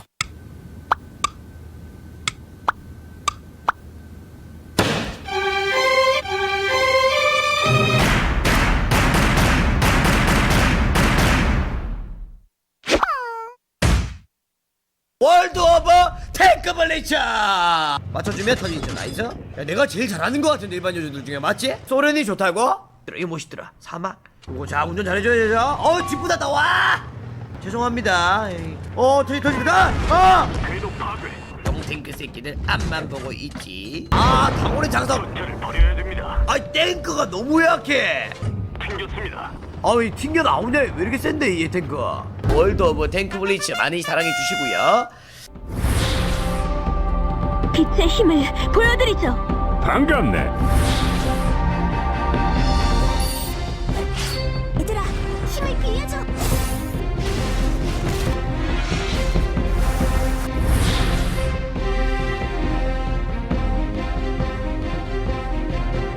누구도 나를 막을 순 없어. 방해하겠다면 전부 부숴주지. 판타지 마스터즈 2. 냄새가 나. 어두운 곳에 숨은 냄새를 풍기는 바로 너! 바로 너! 원인은 쾌쾌한 에어컨 냄새. 신제품 페브리즈 차량용으로 상쾌하게. 차량용.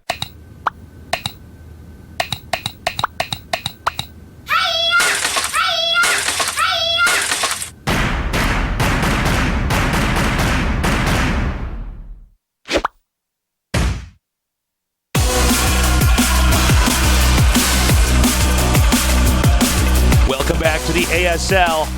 It's Tastosis. Your favorite casters. Bringing you an insane series. Now we're trying to see exactly what happened there with the turnaround. Does he see the SCV? We were just talking about this on the commercial break. Oh, there he it did is. see it. He saw it. That's how it happened. Okay. That was important because we were trying to, like... We were talking about that on the break. We're like, wow, what happened? It's like, did he turn because he saw the SCV enter his base and the movement was weird? Or did he maybe catch a glimpse? And he caught a glimpse of that SCV. So that was so crucial in the hold. It truly was. I think that probe deserves a medal, Artosis. Yeah, and Sock's SCV. Well, it ended up dying, so I guess, you know, to be executed for treason. Yeah. Well, time served for that SCV. We were also speculating about what exactly Beast is going to do on this map, and we're thinking gas steal. Gas steal? Gas steal. Yeah, I mean, it's not bad if you... I don't like gas steal and then, like, you have, like, a Zealot and you expand. I hate those builds. Oh, really? Why not? Hate it. When you don't have gas and you steal Terran gas and you expand, garbage, man. I hate that stuff. I can't believe that's in the meta right now. It breaks my brain because it's like you're not abusing the fact that he doesn't have gas. Well, I think there's two ways to abuse it. I mean, he has to get the tech up, but you are right in that one sense that Terran can then just try to expand himself. Yeah. You take my gas and you don't have a gas. I'm like, so I don't have to worry about range Dragoons or Reavers? Okay, I'll make a command center. Yeah. Sick. But the way I prefer to do it is where you tech heavy as Protoss, you know? Rush up to Reavers or something like that. It's super strong. Anyways, guys, this is game number 3 on the map Camelot. Sock versus Bisu.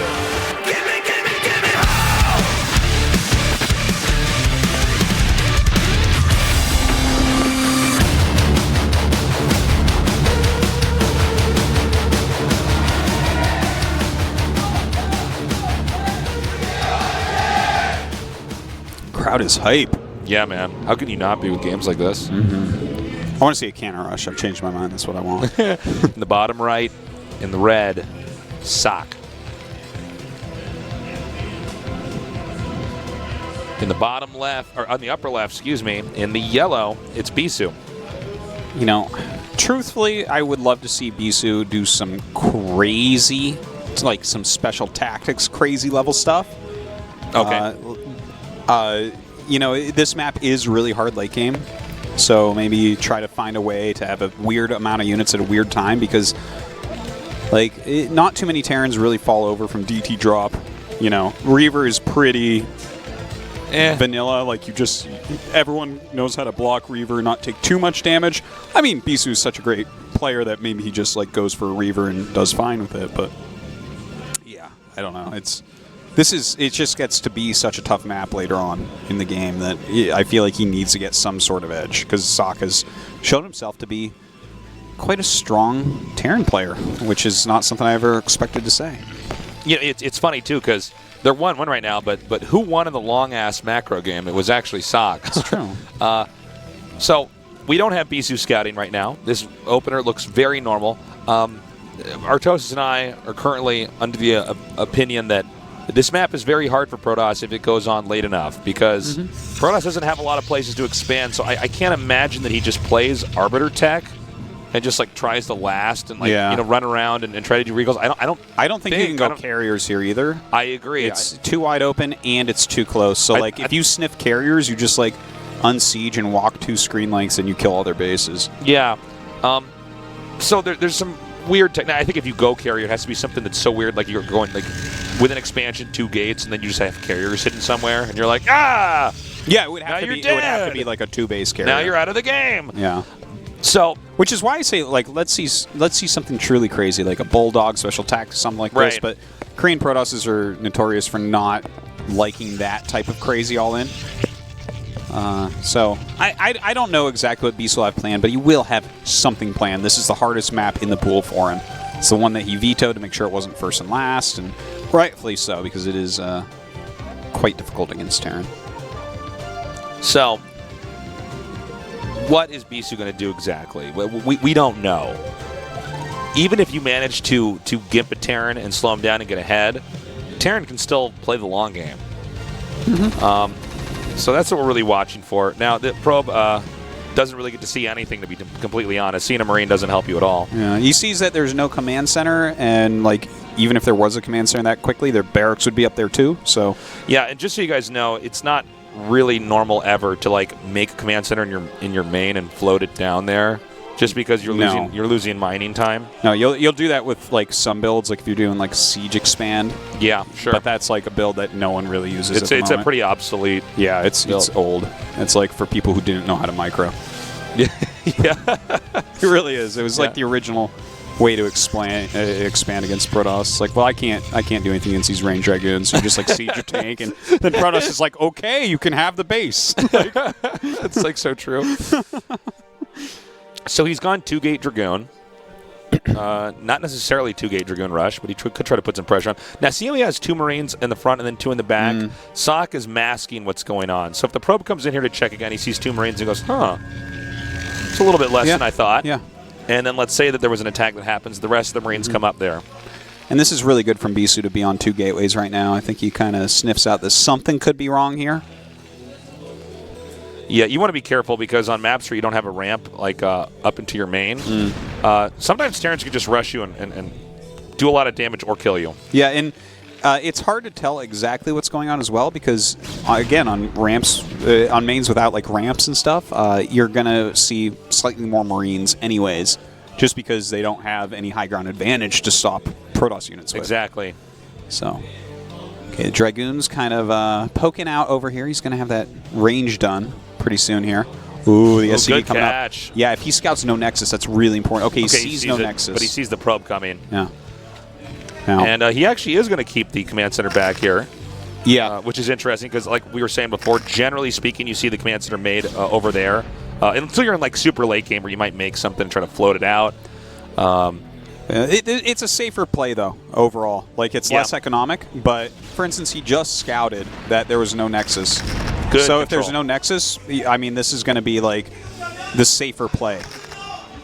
Oh, nice. Oh, my God, that is so hard to do. Oh, he's actually going to try this. This is one of the hardest things to do with Dragoons. So sick. He actually pulled it off. Okay, I'm going to explain this in a second, but hold up. Oh, that was so close. Oh, okay, and it hits. That's basically the end of this. Okay, he's actually just suiciding Dragoons in. No, that's not. He's like getting kind of crazy right now, Bisu. What are you doing, buddy? I can't believe. When that mine hits, you're supposed to pull back.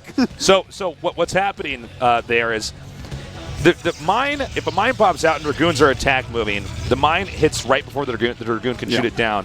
But if you step forward, step back, and I believe it's patrol click? It's a tiny step back. Patrol gives you the quickest attack. You can also use hold, but it's a little hold bit is tricky. very quick, but yeah. And so what you do is you just come in, back up, and you can actually gun down the mine. The problem is you don't know where the mine is, so you have to have like the quickest reflexes ever. Yeah. Well, you have to have a good idea because you have to like pop the mine up at the max range and then step back and attack. That's right.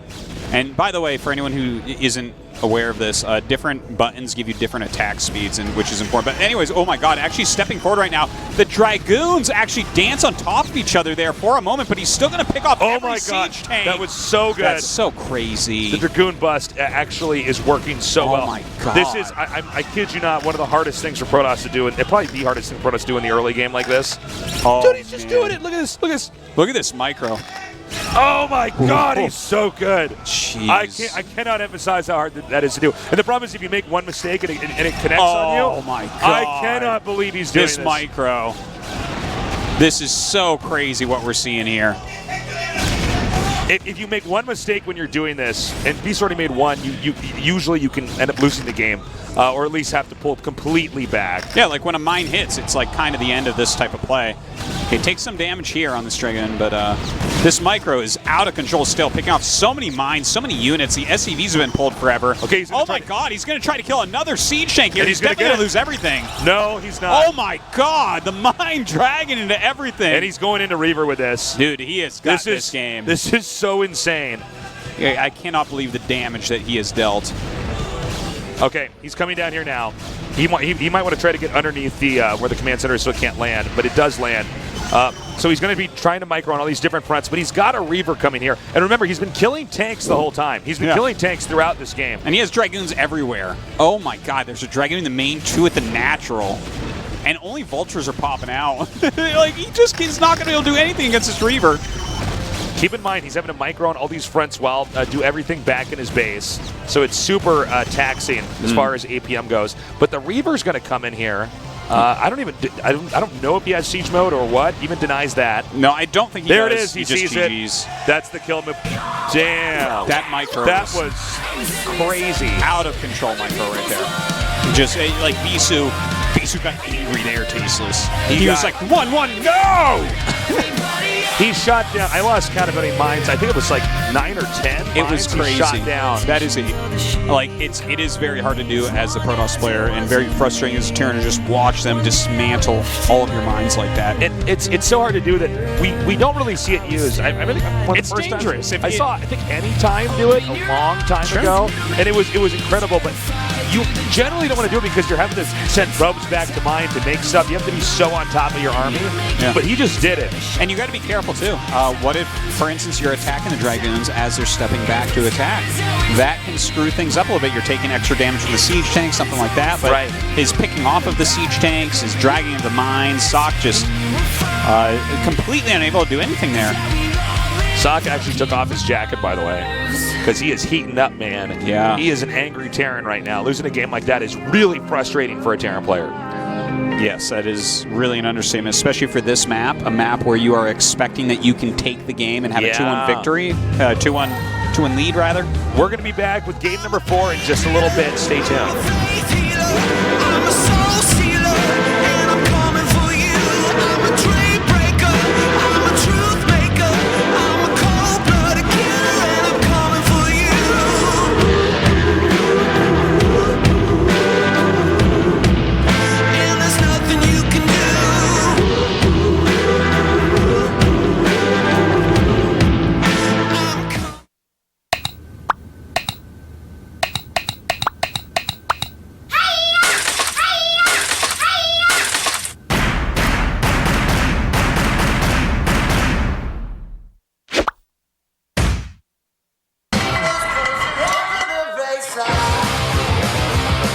지금까지 방구하러 가서 나쁘다는 말 들어본 적 있어?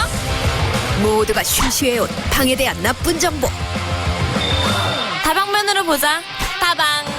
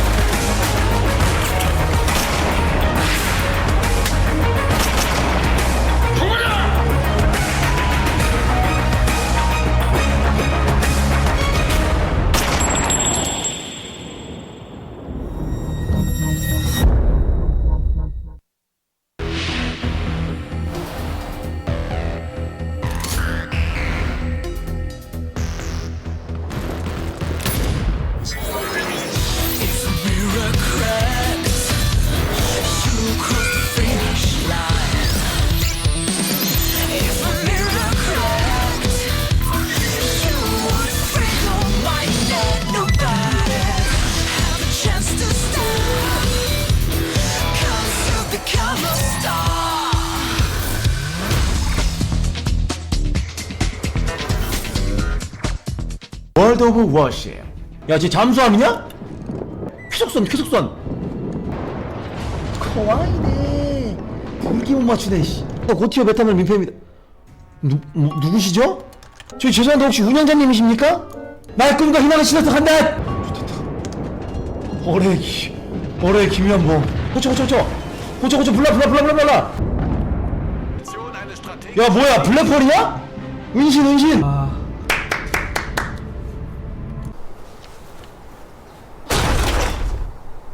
뭐야 이게?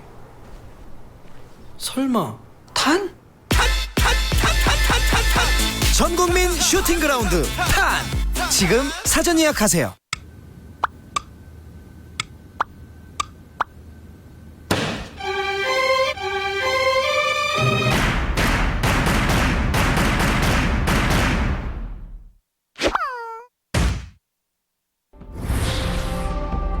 빛의 힘을 보여드리죠. 반갑네. 얘들아, 힘을 빌려줘.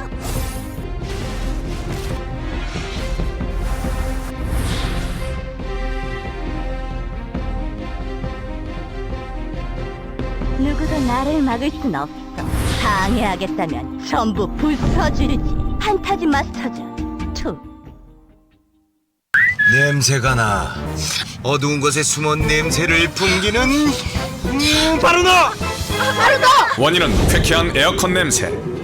신제품 페브리즈 차량용으로 상쾌하게. 차량용.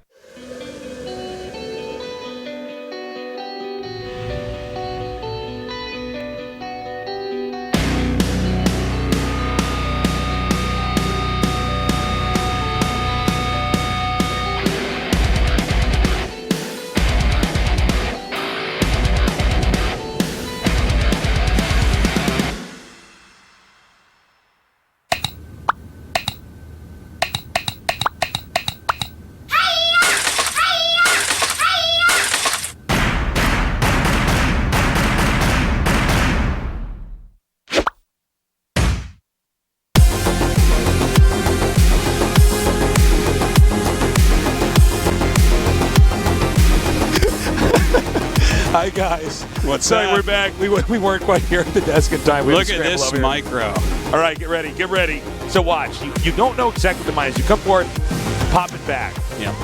And keep in mind that you're absorbing hits while this is happening. Boom. Yeah, and it actually looks like it's hitting it, but it's not because it's like a millisecond. Yeah, it's really close. If the mine is shot down, it does no damage. And that was the one where it didn't work because the Dragoons didn't target it. So and he just dives one in. Mm-hmm. Well, it was already badly hurt, but that was kind of a crazy move as well to dive in. A lot of times, if you get hit by one of the mines trying this, you just kind of have to pull back a bit because it gets really dangerous. If everything's softened up, Sea Chinks eliminate Dragoons super fast. And I forget. I think the rush slowed down here for a little bit, but he did that and actually went all the way in there. He took out all those tanks while teching to a Reaver, right? Because the game wasn't exactly over with just the Dragoons. But because he shot down the tanks, when the Reaver comes in, there's just nowhere for the SCVs to go. And of course, you have Dragoons continuing to stream in. And just like in a PvP, in this case, if Terran doesn't have any tanks or has only one tank, Dragoon Reaver is really scary. Oh yeah, like a Reaver kills a single siege tank. If that's all you have, you're basically done. And he had like a Marine, maybe a siege tank, and like a Vulture. So Sock was smart to just GG there. He knew what was in the shuttle. He didn't need it dropped out. So we're gonna go into game number 4 now. Bisu again, the dismantler, but Sock has proven that in a long game, a macro game, he can take out the greatest Protoss of all time. So I don't think Sock's out of this yet. Well, he's going to have to win this next map, Socket Breaker. Socket Breaker, That's what it's going to be called after Bisu gets done with him. What is Sock going to do? How is Bisu going to play? Because, remember, if Sock makes any mistakes from here on out, he's out of the ASL. This is the end of his story. Maybe we'll see him next season. But for Bisu here, he's got to be riding a wave of confidence. The last 2 games together were shorter than game 1. Yeah, he's slamming him now. You know, that first game, definitely Bisu's cheeses went wrong, but here Bisu able to take him down a couple times. And now that it's Circuit Breaker, this lends itself to giant macro games, and that is not somewhere that we've seen Sock yet He's won a lot of games that are kind of like scrappy and. Yeah, game 1 wasn't a proper macro game, to say the least. No, it it can't wasn't. be on Outsider. This map is going to test Sock this time around. Yeah. Game number 4, Sock versus Bisou. A fight to get to the round of 4 in the ASL. A lot of 4s in there. Let's go.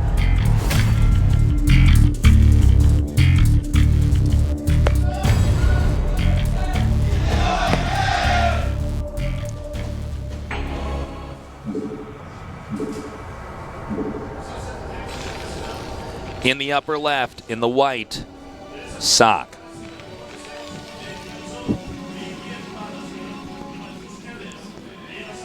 In the bottom right, in the blue, Bisou.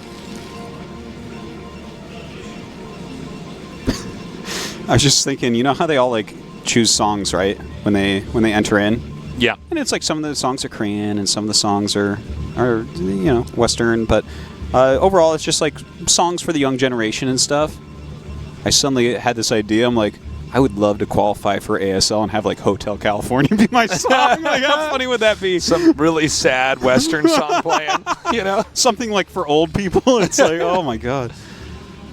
Yeah. So Circuit Breaker, they are cross spawns, which makes it even more likely that it'll be a long macro game. Is Sock ready for something like that, where you actually go up to 4 bases and a turret ring before moving out? Because a lot of times that's the way to play the map. And cross spots is very different than, let's say, Protoss spawned in the upper right or the bottom left, because in that case you're sharing a side of the map.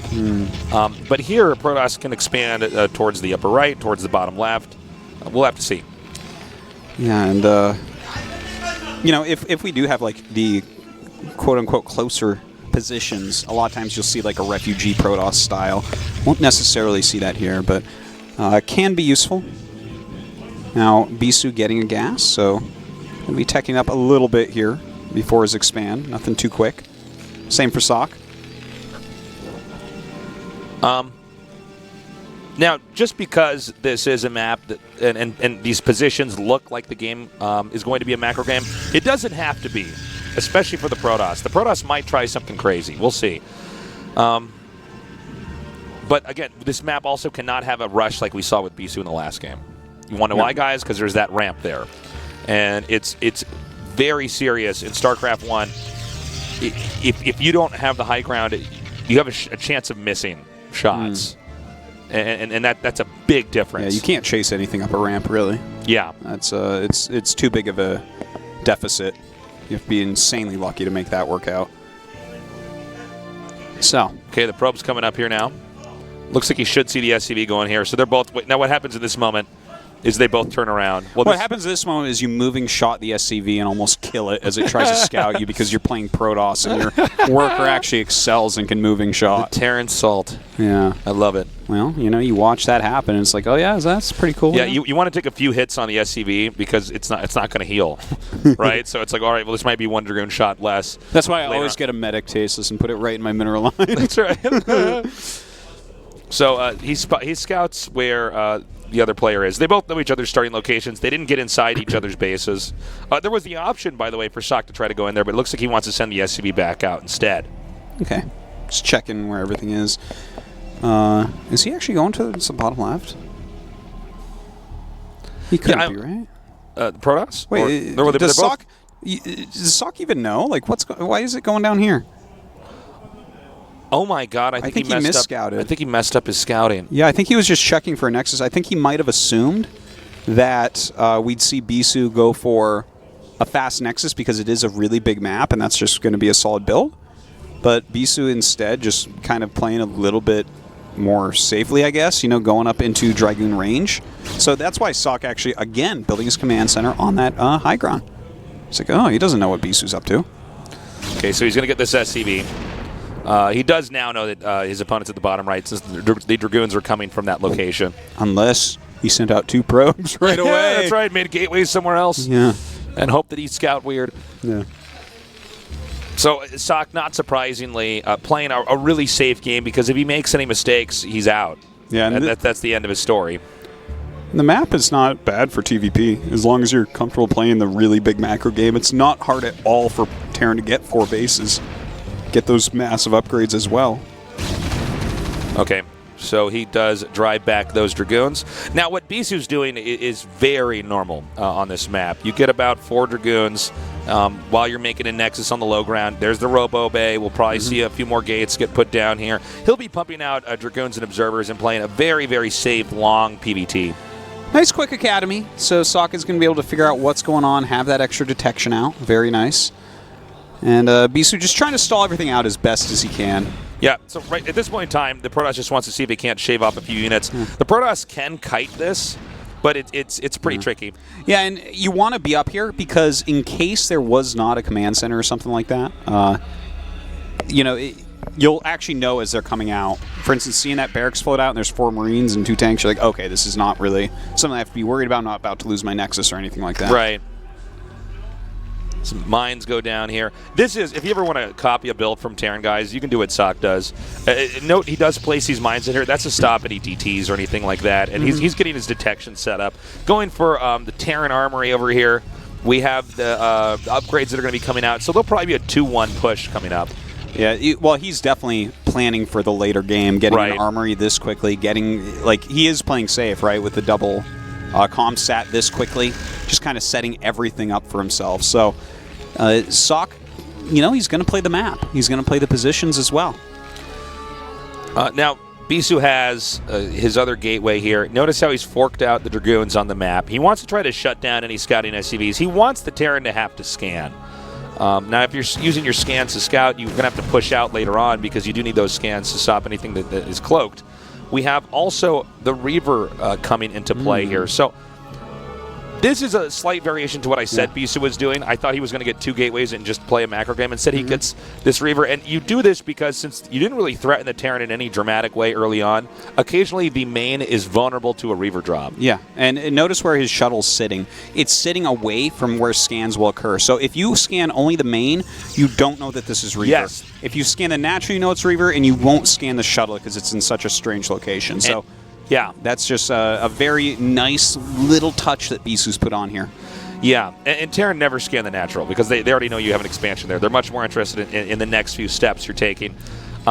Looks like he is pretty aware. We did hear 1 scan, so maybe, wasn't sure where he that saw was. it. I'm not sure. Yeah, that's possible. Reaver is going to be a good opener anyways. It's not like there's another one that you think is going to be better in this type of position. You know, you need to put some harassment he spotted it. Should have. Yeah, good setup of Marines. He can even go into some Goliaths here to really push back that shuttle if he wants to. Protoss macroing up to 4 gateways. No 3rd Nexus yet. He has the location set up to take it at the mineral only, just to the left, adjacent to his main. Looks like, is that a starport he's making there? I think it is. Where? I'm sorry? Above his natural command center. I believe he's making a starport. That would be a good spot to make it at. Yeah, and that just kind of shows again that he's really working on his upgrades going for that later game. So will this be able to get any damage done? Most likely not. With 5 Siege Tanks and 2 Goliaths, a Reaver drop is pretty meaningless. So he's got these Dragoons over here. This Vulture is used to scout, and he does get confirmation of the 3rd base. Which is important. The Protoss is basically always going to be taken to 3rd. Now, he actually went for shuttle speed, which I did not expect. But I like it. It makes sense. Now, kind of like in StarCraft 2 with the Oracle, you know, you can come and try to get a few kills, but if you don't do it, that doesn't mean that unit is useless. I mean, you can. And when StarCraft 2 you use the Oracle to tag the army, here you use this. Oh my God, he got 2 shuttles. Yeah. So this. Oh my goodness. There's enough units for Sok that he might be able to just gun down everything very easily. Look at that, 1 tank sieged, like 4 or 5 unsieged with multiple Goliaths. I don't think Bisu's going to do anything with this. The idea is pretty cool, but this is such getting a 2nd shuttle and then having the shuttle speed. This is such an investment. He basically wants to barrel in there and kill a bunch of SCVs, but Terran is not even really protecting his natural in comparison to his main right now. And I think the play he wanted to follow up with was to have a massive macro setup. Now, he had an observer out. I don't believe that was scanned and shot down, so he would most likely be checking the main with the observer before he does this, because you don't just like cross your fingers and run the shuttles in. Yeah, this is a great place for the observer as well. You can see units leaving, and he sees the 3rd command center starting, so he has confirmation of that. Like, Sock really just playing so defensively right now, getting everything set up for that late game. But Bisu has invested a lot into trying to get something done harassment-wise, but if he throws it away, he's going to be at a huge deficit as Sock macros up. It looks like this is what he wants to do, Artosis. He's going to get this set up so that the moment the Terran leaves, he flies in there. Yeah. Well, if you poke at the front, you know, you have your observer there already. Oh, my God. I don't know if he saw that. He might have. I don't know. Oh, yeah, he's moving all his units up. He definitely saw that. Okay, so what Bisu will probably do here is kind of poke at the front, and if a bunch of units come down, then he can fly in. That's not going to happen. Sock is aware of what's occurring, but that's okay because Bisu's taking his 4th base right now. So he even pulls back. The whole rate at which Protoss expands is actually very complex because you don't necessarily just make out of your gateways the whole time. You basically try to get a read on what the Terran's doing. Sometimes you stop making out of your gateways, make a nexus, make a bunch of gateways, and then macro out an insane amount. Protoss can actually get maxed out. I think the fastest you can do it is 11 minutes and like. I remember there was a fad. 30 seconds. Maxing out as quickly as they could with their race. For like 2 days once. Yeah. Terran was like 7 minutes or something with Vultures and Marines. Like, oh, that's funny. Crazy. But I mean, a proper PVT, like at a high level, if the Terran lets the Protoss, you can get maxed out in 11 minutes and 30 seconds, something absolutely. like that. Absolutely. And that's scary. The problem is that if you were to play that style on that opener, if the Terran did anything aggressive at all, you die. But this is the least aggressive you're ever going to see a Terran player. This is like the ultimate I am only playing late game build. Yes. You know, he made like 2 Vultures. He's been making Goliaths and Siege Tanks and got like a starport after 1 factory with no dropship. And all this screams late game. So yeah. But Bisu's also setting up for the late game. He's getting his Arbiters out here now. And he's going to try later on to push here. I'm actually surprised Sock's moving out on the map. He should not be out on the map. I don't know what he's doing here. He needs more Vultures before he does anything. I feel like he should just be making a 4th command center with the type of opening that he's made here. He's got a lot of Siege Tanks and a lot of Goliaths. Hold on. Is Protoss going to go for it? All right, instead he's going to use these 2 shuttles and drop right here on top of these tanks. Oh my Where's God. the Reaver? We're still waiting to find it. I think he just got that 4 shuttle speed. And that's a gigantic corrected. Bulldog Okay. going down on top of everything, and it just gets completely smashed. Okay, I don't know why Bisu attacked him like that. No, he should not have attacked in like that, for sure. That was kind of crazy. I'm sorry, where is the Reaver on the map then? There's not a Reaver. He never got a Reaver? No, he did get a Reaver. We saw him pick it up. He made one, he picked it up. He did make one. He did You're make right. a Reaver. Yeah, he must have put it somewhere. I just don't know where it went. I don't see it back at home. I mean, I was thinking he might have only gotten the shuttle speed here, but no, yeah, that would now be weird if he just got shuttle speed and dropped Zealots in there later on. It's like, but he did not drop a Reaver there. It might just be sitting on like the ramp of his 4th base or something. It might actually just be in the shuttle, and he didn't send it out because it's too valuable. But that screwed up attack there from Bisu means that Terran can actually push out a lot earlier. Now, if like Sock had continued trying pushing out, maybe that could have done something to break it really well, but now he's going to have a very hard time actually breaking through here. There's a lot of Goliaths, picks that off immediately, has the Science Vessel to actually detect all this, can easily throw down a defense matrix, I'm sure. I think Bisu's about to lose this game. Yeah. This is just, Bisu just should never have attacked there.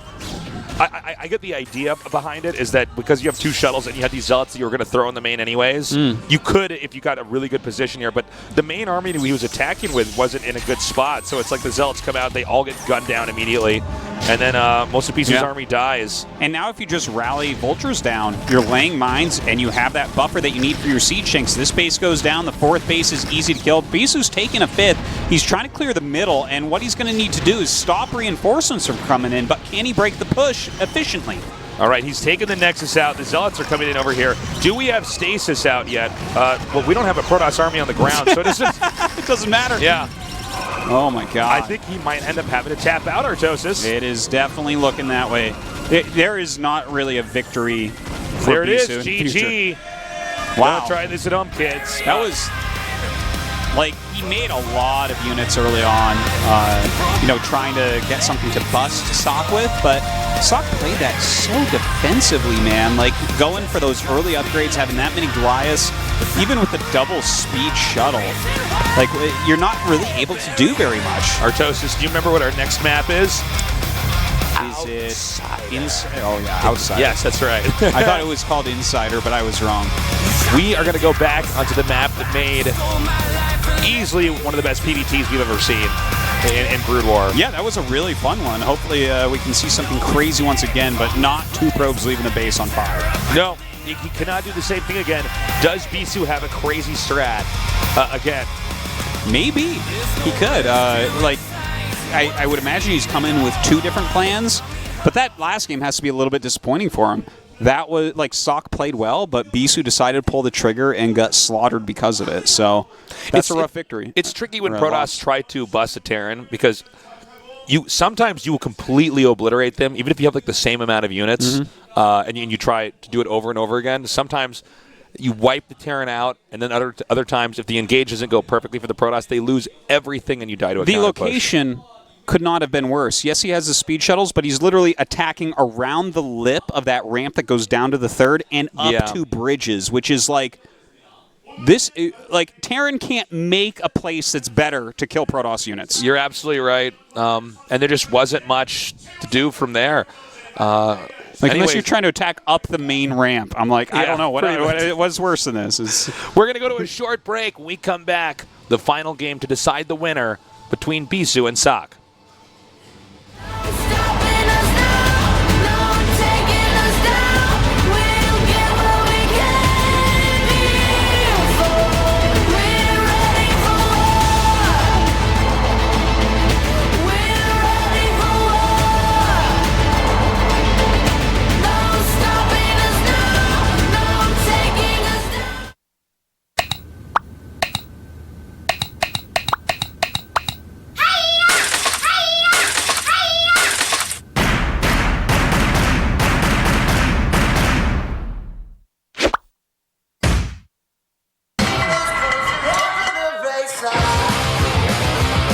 지금까지 방구하러 가서 나쁘다는 말 들어본 적 있어?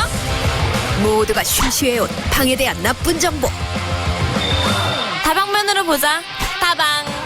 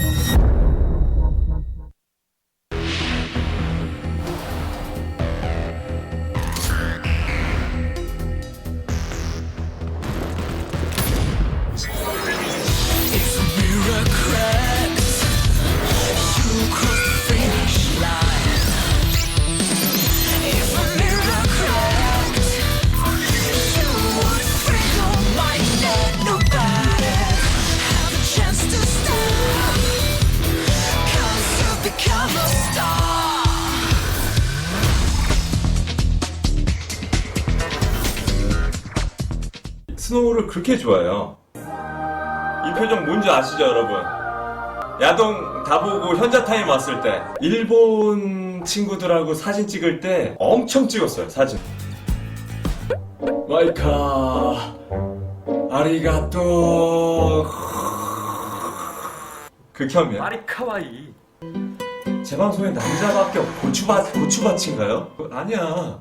친구를 만들 수 있다는 바로 민성학 개론. 뭐야 이게? 설마 탄?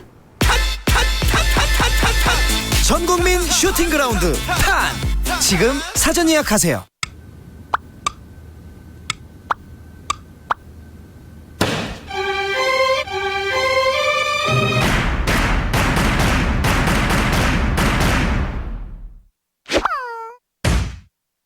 월드 오브 탱크블리처 맞춰주면 터지죠. 나이스. 야, 내가 제일 잘하는 것 같은데 일반 여자들 중에 맞지? 소련이 좋다고? 이거 멋있더라. 사막. 오고 자 운전 잘해줘야죠. 뒷부다 나와. 죄송합니다. 터집니다. 궤도 파괴. 너무 탱크 새끼는 앞만 보고 있지. 아, 당원의 장사. 버려야 됩니다. 아, 탱크가 너무 약해. 튕겼습니다. 아이, 튕겨 나오네. 왜 이렇게 센데 이 탱크? 월드 오브 탱크 블리츠 많이 사랑해 주시고요. 빛의 힘을 보여드리죠. 반갑네. 얘들아, 힘을 빌려줘.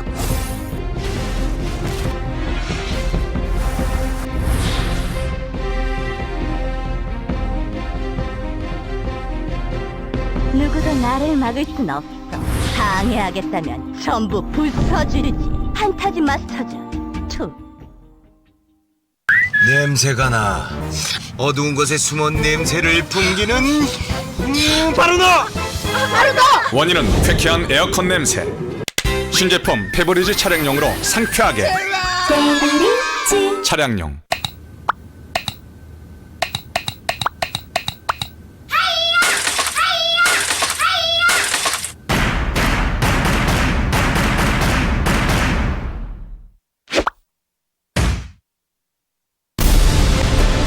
Welcome back to the ASL. We are Tastosis, and this has been a fantastic series so far. I'd say game 4 was a little milquetoast, but everything else has been phenomenal. We're going back to the map Outsider. This is a map where Sock managed to beat Bisu. Keep in mind, Bisu's won the short games, Sock's won the long ones. Yeah. This map requires its own unique approach, its own play style, and these guys are mapping it out in front of us. Yeah, and you know, it's kind of a funny map for the matchup because I think the balance of it shifts throughout the game. Yeah, like super duper late game, if you have carriers, there's not really anything that counters them on this map because of the terrain that you can fly over. But before that, when you have dropship tech for shuttle tech, the dropships beat the shuttles, so that makes it a little bit difficult. What exactly is Bisu going to do? Because he used that one strat on that map that was crazy. The gateways in the main, followed up with trying to shove a DT through the mineral line in the upper left. Does he have, I mean, there's so many things Protoss could do on this map. This time he's going to try to jump a Reaver through the mineral line. I'm like, what? The probe dies again, the Reaver just sits there. It's like, oh, no. The Reaver's firing Scarabs that just move back and forth on the minerals with the one Marine. Yeah. It loses all its shields and then it gets away, and we're like, this is the worst thing we've ever seen. You know what I would like to see, Tasteless? I really wouldn't mind seeing Reaver Tech again. Maybe even Shuttle Speed to try to control those tough-to-control areas behind the minerals. Why not? The Scarabs can make it through, too. So that's actually an important thing to take into consideration. You can get harassment behind those. This is the last game between Sock and Bisu. The one who survives moves on to the round of 4 in the ASL.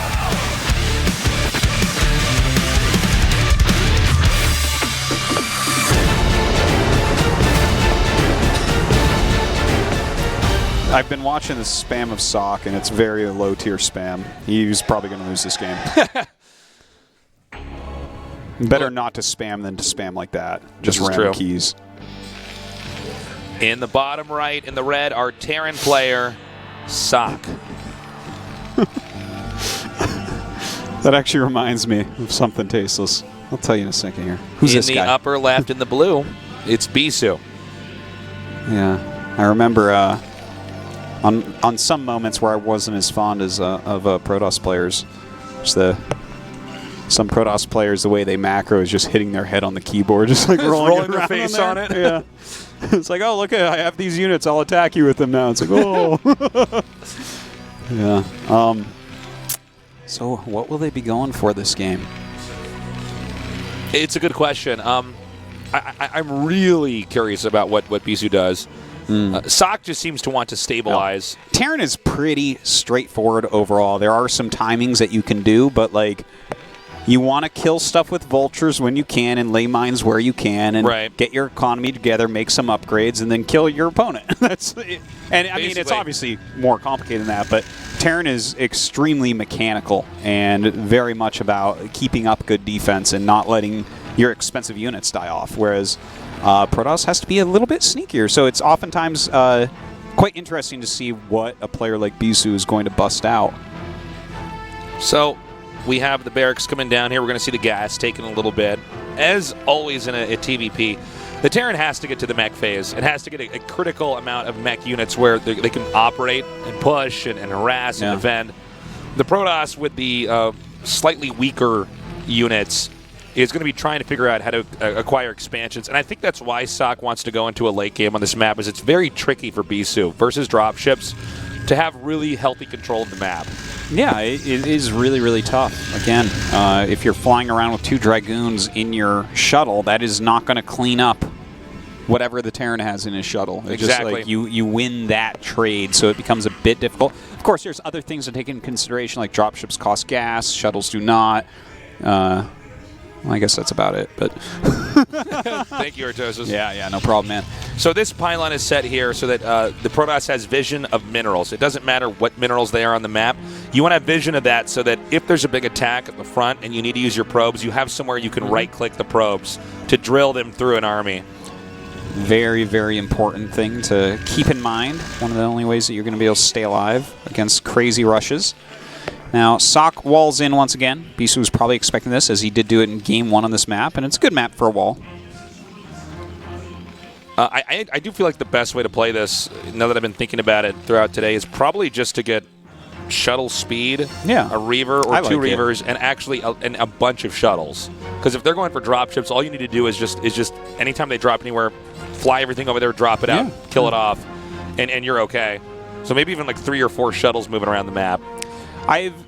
We've seen in the way past Protosses try moves like this, where you have a bunch of speed shuttles on anything that's islandish, and just like bringing around an army that can clear whatever Terran has very, very quickly, because speed shuttles are much quicker than dropships. Right. So I really would not mind seeing that. It's a really cool and fun style to watch. Will Bisu go for that, though? We haven't, in the modern days, seen anyone try that style. What do you think about Terran taking this command center over here instead of the the lower right? Oh, I really like it. Yeah? Like, I super prefer this to taking the other side, because you have to defend over here whether you have a command center there or not. Oh, you're smart. Yeah. So I got you. Yeah, like basically if you make a couple turrets there and put a siege tank down, that area is secure. Now, where does Protoss start dropping you? They have to drop in between your natural and main? Well, that's where you want them to drop. That's going to be the easiest place to clean. Whereas if you have it on the other side, the percentage of area where they can drop in is huge. It's huge. So I really prefer this from Terran. You've just got such a great defensive spot with that. Okay, he's hitting the depot here. This is a pretty mild Dragoon rush. It's basically him trying to put pressure on the front.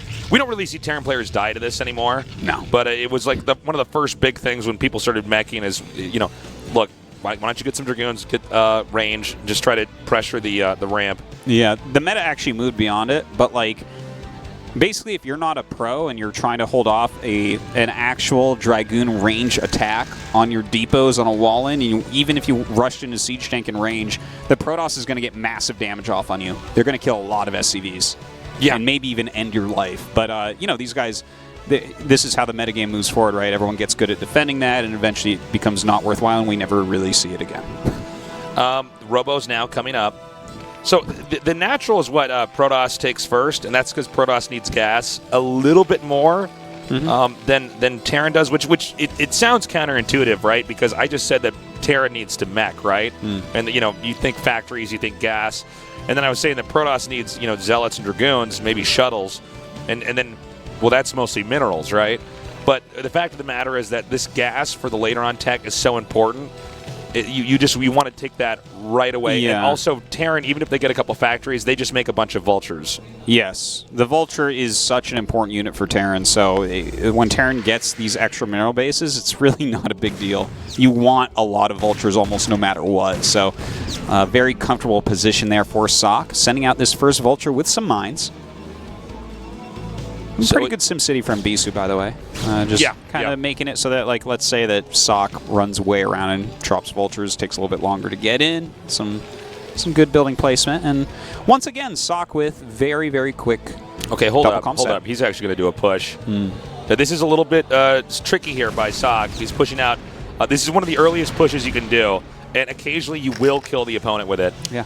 And I don't know if Bisu necessarily has enough. A lot of this is going to come down to the control for both parties. Good amount of Dragoons. There's no mines here yet. He does have a couple vultures coming up. He's got. Whoa, oh wow, that was a big mistake there. Once you start losing these vultures and you can't lay any mines, it's like the tanks will punish Dragoons trying to do those mine drags we saw before. When you have this many tanks, you're going to almost straight kill Dragoons every time they try it. So You need to get these mines out, and then the push can do something. But at this point, I think it's almost over. Seems like it. This is dangerous right here. You drop something and drag a mine into these tanks, and Bisu's going to run you over. So he was using the shuttle to try to scout that out before the observer got out, because he went shuttle into observer. And he's I think he's trying to fake it like he's got a reaver or something, and he's going to drop in the main, and it's actually worked. He literally scanned where the shuttle was coming because he was like, "Oh wait, are you actually doing something to me here?" And it looks like he probably is going up to a reaver that we might never see after it gets loaded again. Yeah, right. Who knows? The vanishing reaver from the last game. His face is on the back of milk cartons. That's so funny. So he's going to pick up these zealots and get the reaver here now. So he was going for a reaver drop all along, but he made it look like he had the reaver earlier than he did. And that freaked Terran out. That's why that Wraith is suddenly made. However, this might come back and mess him up, because the fact of the matter is then Terran got a Wraith anyways, right? Yeah. So if he does send a reaver out on the map, and we don't see shuttle speed done yet, then the Wraith is going to kill it. Dude, so this is very funny. Ooh, this Wraith is just a killer. Oh my Bisu God. feels a disturbance in the forest right now. He's trying to get out of here, but Wraith can moving shot, and he will be able to kill off this shuttle. Now he needs to dump the reaver somewhere, and he has to get another shuttle and get this back home. This is stuck. Oh my God, this is stuck on the map. Oh, and look, he's already planting mines to try to stop reinforcements from coming in here. Wraith takes a while, but it should be able to clear this out before these Dragoons make it up for it. Let's see, what's the HP of it? Actually, you know what? I think he will get up there and save it. I don't think so, because like if the observer? Dragoons start to get close, you just sack one Vulture and you kill it. You run one Vulture up, it shoots its shot, and then, oh wow, I'm really surprised actually that he did not focus on killing that Reaver. But the Reaver doesn't scale well against Terran. It's good in the early game, in the early mid game, and then it just kind of becomes very difficult to actually get use out of. I don't know. I think on this map it's okay, because you want to just keep dropping locations where you're going to drop. So I think generally speaking you're right, but this map it might be different. You're going to force a tank at basically every base and a little bit more awareness by having a Reaver on the map. So definitely some truth to that. So right now, just like the last game, it's the phase where the Terran has drop ships and is trying to do some harass here. Now see, with shuttle speed you can actually outrun, assuming that you clicked far enough along here, you can outrun the Wraith. You bring the Dragoon. That's how you kill the Wraith off right there. Okay, well done. He's driving that back. That's going to have to be repaired. The Wraith is probably going to be used throughout this game to try to get rid of shuttles. Yeah. There's this whole mini game going on this map. Oh my God, please make those mine. There we go. That was painful. Stargate on the way. So, does he have a Citadel yet? I was actually about to ask that. I haven't seen a Citadel, so it could be carrier tech. But anyways, here we go. Finally, the Reaver getting used. Going after this one siege tank. Oh, gets the second Scarab off, so he gets to kill both of these. Now, he wanted to kill those tanks and then target down the SCVs. But this is still going to do a lot of damage. This is really good. Yeah, Vultures can come back and clean up pretty quickly. A few siege tanks getting down here as well. But did he lose both shuttles there? He did lose both shuttles there, yes. I don't know that this was truly worth it. Like, it kind of slows Terran down, but I don't think that Sok was ready to attack anyways.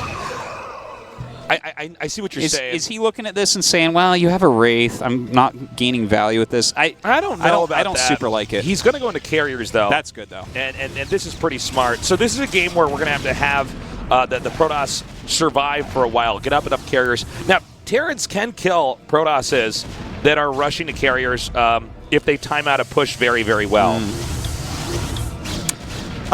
Now, will he time that push out very well? He has 3 comm sets, so he should be able to keep track of whether or not there's carriers. This is not the fastest carriers that you're ever going to see. But you're trying to use scans to find the army and stuff like that, too. Pick off observers occasionally. Now, when you go for carriers, this is one of the few moments where cannons become a must. Because putting cannons on ramps, having cannons to defend places from drops is very handy. And he scans and he sees it. Yeah, when the first 2 are on the way. And that is really important. It's at 4 carriers that they become scary against Terran. So Sok has this big window right now where he should be able to get a push together. Now he's making the pylon wall up here. Very good job. Dragoon bugs and stops attacking for a second. So because it's mineral intensive for a lot of what Protoss is trying to do, he's going to keep relying on shuttles and keep trying to harass in these different locations. Yeah. All he needs to do right now is slow Sock down so that he can act. Yeah, oh, that he was forces great. a cancel on command center. That's huge. But all he needs to do is slow Sock down enough that he gets a critical mass of carriers, and then he just can abuse terrain for a really, really long time. Now, the Vultures have come down here. Notice how this wall is set up where the Vultures can't really get to the mineral area where the probes are. The placement is everything against Vultures. They only get those gas probes and a few slow zealots as they come up, but they will be cleaned off. This harass not really doing that much against Bisu, and Bisu doesn't care that much either, just because if Sock is dropping, he's not attacking. And Exactly. that's like the only thing Bisu should be really scared of is an actual full move out of Sock. Now, does Sock want to try to push before those... Oh, he's getting a second starport. He's going to go into probably a lot of cloaked wraiths. Yeah, and this isn't like a bad idea because this map is really bad for Goliaths against carriers. As we've been talking about that a lot. There's so much terrain that Goliaths just can't chase you. So if you just start attacking bases, there's nothing to do. So the idea is that you scan, you shoot down the observer, and then the wraiths that are cloaked kill all the carriers, and then Protoss basically loses the game. And you're doing all of this, and you'll generally have enough turrets in your main that Protoss cannot scout this because their only scouting mechanism would be a drop, which he's not going to try anymore on the main base, or an observer flying in. But you want to surprise them. Your first move out with wraiths will almost always decide the game who's going to win it. Almost every single time, because once Protoss knows that this is the case, they get observer speed, extra observers, and if it gets up to a lot of race, they can actually just go Corsairs. Yeah, you beat me to it. I was going to say, if you have, like, let's say 8 carriers, and then you just add in 6 Corsairs, Corsairs destroy Wraiths. It's the insane. whole flock disappears before one carrier dies. Yeah. It's like Wraiths are basically paper airplanes. They have good anti-air, but they have very low health. They clump up massively. Like the Corsairs would destroy them. So Sock is going to win or lose this game, most likely off of that very first engagement. So Bisu managed to get this base up here at the upper right. We haven't really highlighted this, but this base has been acquired. And he's trying to just get these pros over here. But while he's going through that minefield, Terran's actually pushing up. And I don't know if Protoss is entirely ready for this. Yeah, this is great to lay these mines. All these Dragoons are going to take a long time to get back. So he's going to hit this gas base over here. And Sock is looking pretty good right now. The carrier's actually coming out. 3 speed shuttles with them. Keep in mind, the Wraiths have to engage the carriers when they don't have detection. Now, Terran wants to get this base over here because that's the only other gas base besides this other main up here. Although I don't think it's working. I feel like he's completely fine. He's got to get away from those carriers. If he can go kill these Dragoons, that's a pretty big victory. Like if he can reduce this ground army sufficiently, that's very nice. But he's not ready. He didn't start Cloak early on. But he doesn't really have the Wraith count he wants either. He needs enough Wraiths to kill carriers before they can run. Okay, now we have one observer here. Let's everybody keep really good track of where the observers are because this all happens very quickly. Home, you can play in too. You can play along with the casters here, guys. No, because he has this one observer here. Terran will scan, look for the observers. It's pretty tough to spot. Try to kill them off. A lot of Protosses will keep an observer off screen so that if that happens, then they come in again. A drop over here just as the last mineral patch is going to be mined up. And I gotta like withdraw that attack from being a good idea. Like I was thinking it was at first, but like if he had killed the Dragoons immediately and then gotten back to some of his tanks, that would have been good. But like his gas bank, man, is completely going into Wraiths. So even if you have all these Wraiths at the end and your opponent has a lot of gateway units, you're going to have a hard time. No. He's moving down here. This is a mistake because there's going to be too many Wraiths. Even if he does, you want to wait until you have a ridiculous amount of carriers. And this is him. This is a mistake. Now, this is a huge mistake because guess what? You don't even need to hit this. There's nothing mining here. Now, does he have cannons? Well, he's just trying to gain anything with these carriers right now, right? Like, just clearing this out is pretty nice. He is mining from this mineral base over here, so if you clear this, less likely to lose anything there. Now, the Wraiths, are they coming yet? No, not yet. Yeah, and one of the reasons why he doesn't want to maybe show them just yet here is because, like Artosa said, once you see this, the entire game becomes avoiding these Wraiths in any situation in which you can lose. There is so much Terran money in those Wraiths right now. I cannot overstress this. And just the fact that he hasn't seen Goliaths should start to be a tell for Bisu, where it's like, okay, what the hell are you doing? Oh my God, he saw the Wraiths before they got in there. That's actually huge. Yeah, it is now, important. Does he have enough observers? Meanwhile, he's going to try to come up here and possibly drop on these tanks. I think he needs the rest of his army to get there first. Yeah, if he just drops there, the Vultures will clean that up very quickly. The rest of the army coming up right now, keeping those Dragoons underneath. As long as he has an observer, the Wraiths cannot attack He's in. pulling his other observer up here. Yeah. It's coming from the center now. He should be starting observer speed. Like, that is really important to have observer speed in this situation. Just non-stop observers as well. Even the range on the site upgrade is going to be nice. Okay, he's trying to just come in here and buy time because if he loses this upright base... Okay, here we go. Here we go. He's going after these Wraiths. He dives on top of one. He actually misses the other one. So much damage on these Wraiths. Oh! Gets it, but this is not that many Wraiths, and another observer's coming in. There we go. Sock is in so much trouble. Takes it out. And that means that Protoss, if he gets up there quickly enough, Bisa will take out this base in the upper right, and that will possibly be the beginning. It'd be like check and then checkmate. Yeah, well, losing those Wraiths means that he literally cannot deal with the carriers. The carriers themselves should be able to finish this game. Okay, he's coming forward now. He's going to wipe out these tanks, which means this base survives. There's no probes, but it's okay because he can just start remaking this. All he needs is to get the gas from that expansion. Another attack down here in the bottom left, but I think Bisu's okay. Yeah, where does Sock go, though? I don't know exactly what his upgrades are right now, but they shouldn't even be that good. Yeah, he only has 1-0 because he spent every dime of gas making Wraiths, and then he just did not execute the attack with them correctly. Bisu saw them as they were approaching, gathered his observers, ran one far enough away, and this is like there isn't enough gas or enough factories for Sock to do this. Actually, he took this gas in the bottom left, which is pretty smart. That's a nice move, but I think it's too little too late against this carrier count. Yeah, we still don't see any Goliaths coming up here. And, when you have carriers and Dragoons and Zealots all together, it's just so hard for Terran to fight. Because you would want the Goliaths or the Wraiths to hit the carriers, but then everything else on the ground for Protoss is so strong. Yeah. Well, in this situation, you're looking to have like 3-2 to fight against this. Yeah. And he has 1-0 and a handful of Wraiths against speed observers. So Bisu has done it, guys. It looks like Bisu going to go on to the round of 4 here. But I got to say, Sock is a terrific Terran player. It was a real treat to cast his games. He's going to come in again. Oh, he's going after every observer. Okay, ends up getting him, but he has like one Wraith left or two. 2 Wraiths left. It's not enough. GG. Bisu is our first player moving on to the round of 4. Yeah, very well done. And he will have a seed into the next ASL season, which is fantastic. And he'll be playing the winner of Mong versus Shine. So this guy favored to go to the finals right now. I gotta say, it was a very dynamic set of PvTs. We had, Arbiter techs, carrier techs, great pushes here from the Terrans, the BBS all in, as well as the gates built into the main. This was a fantastic series. This goes to show you why this matchup is so cool and so fun. You could not have asked really for a better performance than this one out of these two players here tonight. Could definitely be the best match of that round of 8, but you won't know unless you watch all the other ones, so make sure you tune into those. We are going to have Bisu come over for an interview and see how he's feeling. I got to say, that was a really tough fight, and I think Sock did a great job. I want to see more games of Sock. Well, I think you certainly will. This guy definitely has a lot of skill. He showed it tonight. Went for a risky counter there to the carriers. Can't blame him. Hard map for Goliaths, but at the end of the day, Bisu is victorious, and we're going to hear from him in just a moment now. So glad to see us in the best of 5 stage in Brood War. Okay, here we go. Congratulations, Bisu. Thank you. You must be happy.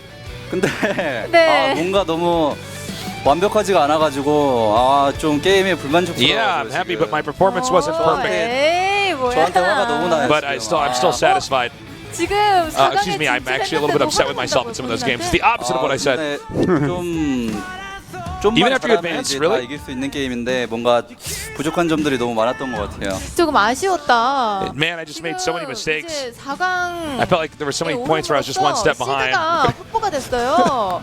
이 부분에서도 기쁘시지 않나요? 뭐 근데 그런 건 생각 안 했어요. 어차피 예선에도 뚫는다는 생각이어가지고. 시드는 나에게 I wasn't even thinking about the seed part, but yeah, I guess I am seeded. 이제 제가 한 번도 시드를 경험해. But even if I had to play in the qualifiers, I have confidence I can make it. 이번엔 좀 다음에는 좀 편하게 갈 것 같아서. I guess I didn't have a seed in the past. 기분이 좋네요. But since I've got the seed, it's going to be more comfortable for me in the next season of ASL. 뭐예요? 1세트에서 필살기를 또 썼는데 왜 자꾸 In the first 필살기 game. 쓰는 겁니까? 자꾸 망하잖아요. 필살기 쓰다가. That was a pretty crazy build. Tell us about that. 진짜 서치를 할 줄 몰랐고. 예. I thought it worked. 그 이후에도 제가 이길 그 상황이 되게 많았거든요. 아 근데 너무 못해가지고 거기서 다크도 빨리 넘겼으면 다 끝난 건데 게임이. I was quite surprised Sock managed that situation so well. But I think there was many other situations where I could have won that. 뭐 이렇게 이기나. 네, 다진 게임인데 이렇게 이기나 네, 생각을 했죠. 예, 하지만 팬들은 또 저도 그렇고 정말 I was almost 최고의 losing 그런 a 경기를 lot of these matches, but then somehow I won. But yeah, it felt very good. 가전제에서 그렇게 첫 세트를 억울하게 지게 되면은 필살기가 걸리게 돼서 두 번째 세트, 세 번째 세트를 연달아 잡기가 힘든데 어떠한 각오로 그렇게 어떻게 잡아냈습니까? So even though you used that secret build in the first set, you ended up losing. 두 번째도 원래 땡렉을 할까 말까. It seemed like it was hard to win the second and third because it affected your mentality. 할까도 진짜 게임 시작하기 5초 전까지 생각했는데 와, Yeah, 호선이가 진짜 it actually 준비를 affects me a 잘한 것 lot. A game like Game 1 really stays with me. And then I had a hard time trying to decide what openers to do. 각성을 하듯이 갑자기 김태균 선수가 중간까지 잘하다가 I could really feel when I played Sock today that he was very 버튼을 prepared. 눌러버렸어요. 네, 왜 갑자기 그렇게 된 겁니까? 어떤 버튼이요? 용택 버튼이요. 아 저도 네 번째 경기 때 원래 가면 안 되는 건데 좀 또 지고 나서 They're talking about map 4 and what happened back there. 그때 보통 많이 연습할 때도 그렇지 않습니까? Seems like you were ahead. 아웃사이드에서 It's like you almost misclicked something. 갈까 말까. Your decision making seemed a little bit off. What was going on in Game 4? 들어갔던 건가요? 다 죽일 생각은 He said, I 안 know 하고 I shouldn't have attacked back there. That was bad. 생각이었거든요. 근데 아예 그냥 my two shuttles. 못하고 제 병력이 다 죽는 바람에 I thought I could do some damage there, but Sock was just completely ready. 어떤 각오였습니다. And he shut it down, no problem. 또 다시 한번 좀 상황 판단을 잘못해주면서 져서 그때 마지막인데 그때는 어떠했어요? 마지막 때도 진짜 다른 좀 전략적으로 할까 Even my final match. 말까 좀 고민을 했어요. 제가 좀 생각해놓은 빌드가 있어가지고. There was just so much going on in my head. 좀 안정적으로 해보자. 호선이가 뭔가 준비를 했으니까 좀 안정적으로 I just thought I had to play a really safe game 했는데 잘 맞아 떨어진 것 같아요. 예, 결국에는 Since I knew Sock was ready. 돼서 내가 이겼다라는 생각을 And I guess the decision worked out. 옵적으로 보는데 골리앗이 하나도 없는 거예요. 그래가지고 호선이가 캐리어를 모르는구나. 진작에 알았어요. When I went to his base. 나오기도 전에 알았어요. 스캔으로. 알았나요? When I sent my observer there. 그래가지고 레이스를 준비한 거구나. I didn't see any Goliaths. 제가 방심을 So I thought maybe he doesn't realize I have carriers. Scanned it. No, he knew. Sometimes it's hard to know. 부탁드리겠습니다. 정말 멋진 경기였고 That's why he prepared rates. 팬분들 정말 많이 와주셨어요. 온라인에서도. So I guess he didn't see the scan that went down on that. 네, There's so many fans in the studio today because of you. 4강전에 대한 강력한 각오 한 말씀 해주시죠. 많은 분들이 진짜 오셨더라고요. 아까 Anyways, you're in the semi-finals. Any words to your fans? 40대 분들이 오신 거예요. 그래가지고 되게 놀랐어요. 네, 저를 위한 좀 20, 30대도 Yeah, even when I was taking the elevator up here, I met fans. Some of them in their 40s. 네, And I know I've got a lot of young new fans as well. 앞으로도 좋은 경기를 기대하겠습니다. I'm going to keep trying to pull out great performances for you guys. 진출자인 김태경 선수 만나봤습니다. I think it's very likely that he will tasteless. In fact, it would not surprise me if he wins this season from here. I think you're right. Sock brought him to the limits, but he's in the round of 4. He plays against a massive underdog again in the next round. And then we don't know who will be in that finals. It could be a Terran, or it could be Sulky or Best. And he absolutely has a shot against everyone. Yeah, you're completely right. So, guys, definitely tell your friends to check out the VODs of today, especially Game 1. Game 1, one of the best games we've ever casted in Brood War. And we've done that quite a bit. Indeed. So a sick first match, and then on Tuesday we have our next match, and that's going to be Mong, the Terran player, going up against Shine. We're making Mong shine, boys. Oh my gosh. Oh Mong gosh. That's right. You watch that best of 5 and you go blind. Might do, but whoever makes it there, right? Like Bisu already showed that against Sock he could have a hard time. So Mong, who got out of a Protoss group, could push him to the limits. And of course, Shine has historically done fine against Bisu. Yeah. Shine can take down Any Protoss or Zerg player. That's right.